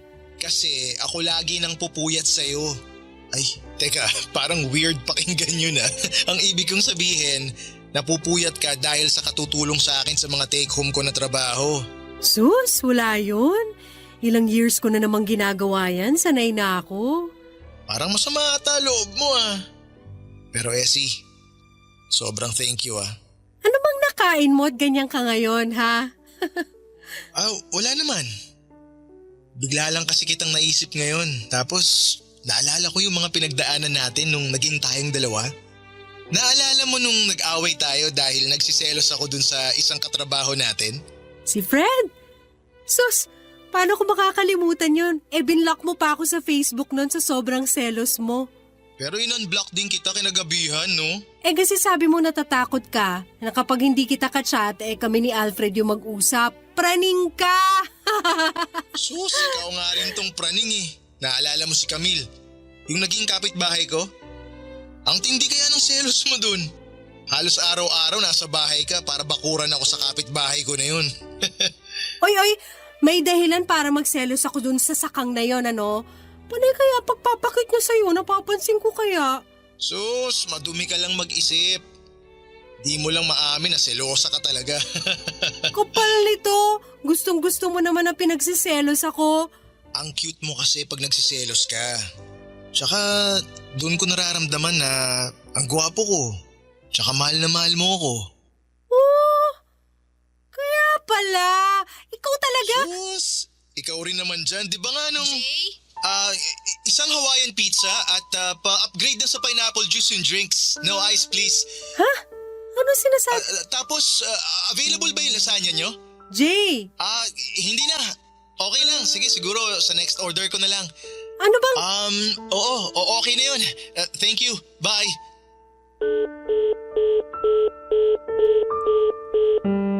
Hindi ko alam kung ano yung naging usapan namin yon ni Jay. Kung bakit bigla siyang tumawag at bigla naming pinag-usapan ang nakaraan namin. Aaminin ko na nakaramdam ako ng kaunting pag-asa. Baka kapag nagtuloy-tuloy ay baka maisip niyang mahal niya pa rin ako. Tuwang-tuwa ako noon habang pinag-uusapan ang nakaraan namin, pero nung biglang dumating ang fiancé niya ay bigla siyang nagpanggap na tumatawag sa isang fast food para magpa-deliver ng pagkain at walang sabi-sabing pinatayan ako ng tawag noong papalapit na ang fiancé niya sa kanya. Sobrang mixed signal yon para sa akin. Ano ba talaga? Bakit siya biglang mangungumusta at magbabanggit ng nakaraan namin? Bakit siya biglang magiging sweet tapos bigla ay parang nililihim na niya ako sa kanyang fiancé na dati naman ay hindi niya ginagawa? May mali siya na ba yon sa kanya? Gusto kong pag-usapan namin kung ano ba yung nangyari sa amin, pero pagkatapos noon ng pag-uusap namin yon ay umiwas na ito sa akin at hindi ako manhid para maramdaman yon. Pero sa tingin ko ay maganda na rin yon para maka-move on na rin po ako sa kanya.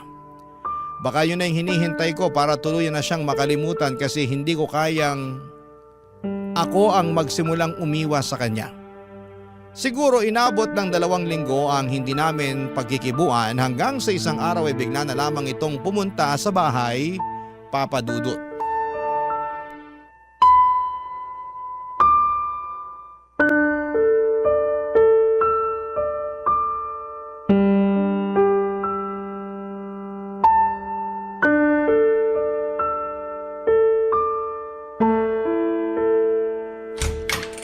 Oh, Jay, anong ginagawa mo rito? Bakit lagi kayong magkasama ni Pete? Pete? From marketing? Bakit? May ibang Pete ka pa bang nakakasama, ha? Wala. Teka, bakit parang galit ka? Hindi ako galit. Hindi. Nagtatanong lang ako kasi lagi kayong magkasama eh. Bakit masama ba? Oo! Kasi wala namang koneksyon ng department natin sa kanila. So hindi ko magets kung bakit lagi siyang umaali-aligid sa cubicle mo kapag break. O kaya kapag meron siyang chance. Bakit? Wala ba siyang ibang cubicle na pwedeng puntahan? May tinatanong lang yung tao. Ano yun araw-araw? Oras-oras may tinatanong? Si lalaki ako. Alam ko yan. Anong alam mo? Na meron siyang intensyong iba sa'yo. Ano naman ngayon? Pareho naman kaming single, wala namang magagalit. Ako yung magagalit, bakit? Bakit ka magagalit? Sino ka ba para kagalitan kung sino man ang lumapit sa akin? Best friend mo ko. Aking ka lang. Best friend ka lang. Yun lang. Ganon din ako sa'yo, best friend mo lang ako. Nangako ka na pwede kitang matakbuhan kahit na anong oras.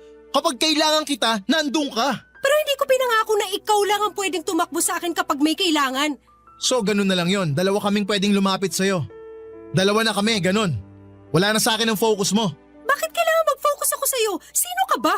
Best friend mo nga. Paulit-ulit naman tayo eh. Oo! Uulit-ulitin ko yan hanggang maintindihan mo na best friend ka lang at best friend lang ako at sana alam nating pareho ang limitasyon na yon. Yung Pete ang bigyan mo ng limitasyon dahil mas nauna ako sa'yo. Nauna ka pero tapos ka na, tandaan mo yan. Wala kang karapatan para pagbawalan ako na lumapit o lapitan ng mga tao kasi hindi mo ko pag-aari. Pero nangako ka. Nangako ka rin naman dati, di ba? Walang iwanan. Tayo lang forever. O asa na yon? Bakit? Ikaw lang ba may karapatang bumali ng pangako? Hindi mo naiintindihan yung punto ko eh. Ikaw ang hindi makaintindi sa sitwasyon natin eh at sa limitasyon natin, Jay, hindi ako. Limitasyon? Walang limitasyon sa atin. Dati siguro oo nung baliw na baliw ako sa'yo pero ngayon, bibigyan ko na ng limitasyon ng sarili ko sa'yo. Bakit? Dahil ba kay Pete? Dahil nakahanap ka na ng ibang matutulungan mo? Ng ibang mamahalin? Ha? Ganun na lang yon? Hindi dahil kay Pete. Dahil sa akin. Pagod na ako. Jay, pagod na ako. Pagod na ako na lagi mo na lang nilalapitan kapag may kailangan ka. Pero anong kapalit doon? Pag-atras ko sa pag-move on. Pagod na ako na maging okay na best friend mo na lang kasi hindi talaga siya okay. Masakit ng sobra. Ilang taon na kaya please lang. Hayaan mo naman ako maging masaya ulit. Hayaan mo na lang na makalimutan kita at magpapasalamat ako kung hahayaan mo akong gawin yun, Jay, kasi mahal pa rin kita pero please, tama na. Umalis ka na. Please, umalis ka na. Naman, pag-usapan muna natin to. Sandali. Teka. Ano ba? Buksan mo tong pinto. Kinakausap ko kita.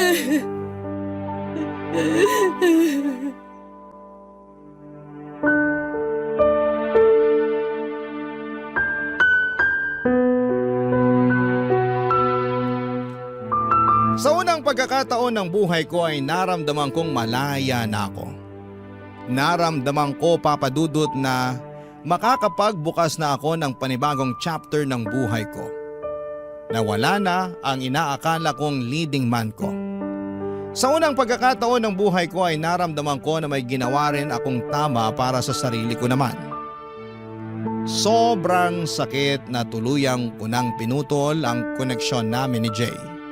Pero alam kong mas kailangan ko ang sakit na yon para tuluyan kong maitulak ang sarili ko papunta sa tamang direksyon at sa tamang tao. Alam ko na habang nakadikit ako kay Jay ay nababawasan ang chance na mahanap ko ang totoong leading man ng buhay ko. Kaya nang gabing yon, sinabi ko sa kanya lahat-lahat ng mga tinago kong salita sa loob ng maraming taon. Tinapos ko ang chapter namin ang gabing yon. At hindi ako nagsisisi na ginawa ko yon dahil sa unang pagkakataon sa buhay ko. Nagkaroon ako, Papa Dudut, ng pag-asa na magiging masaya ulit ako. Sa unang pagkakataon ng buhay ko ay naramdaman ko na tama ang ginawa ko at alam ko ang kasunod nito ay saya na. Saya dahil ilang hakbang na lamang at makikilala ko na ang leading man ng buhay ko. Yung leading man ay tuturing akong leading lady sa kwento naming dalawa. Aabangan ko yon. At hindi ako mapapagod na humakbang patungo sa direksyon kung nasaan man siya. Papa Dudut, marami na akong sakit na dinanas sa nakaraang pahina ng buhay ko. Malit na bagay na lamang ang hahakbangin ko para makalaya.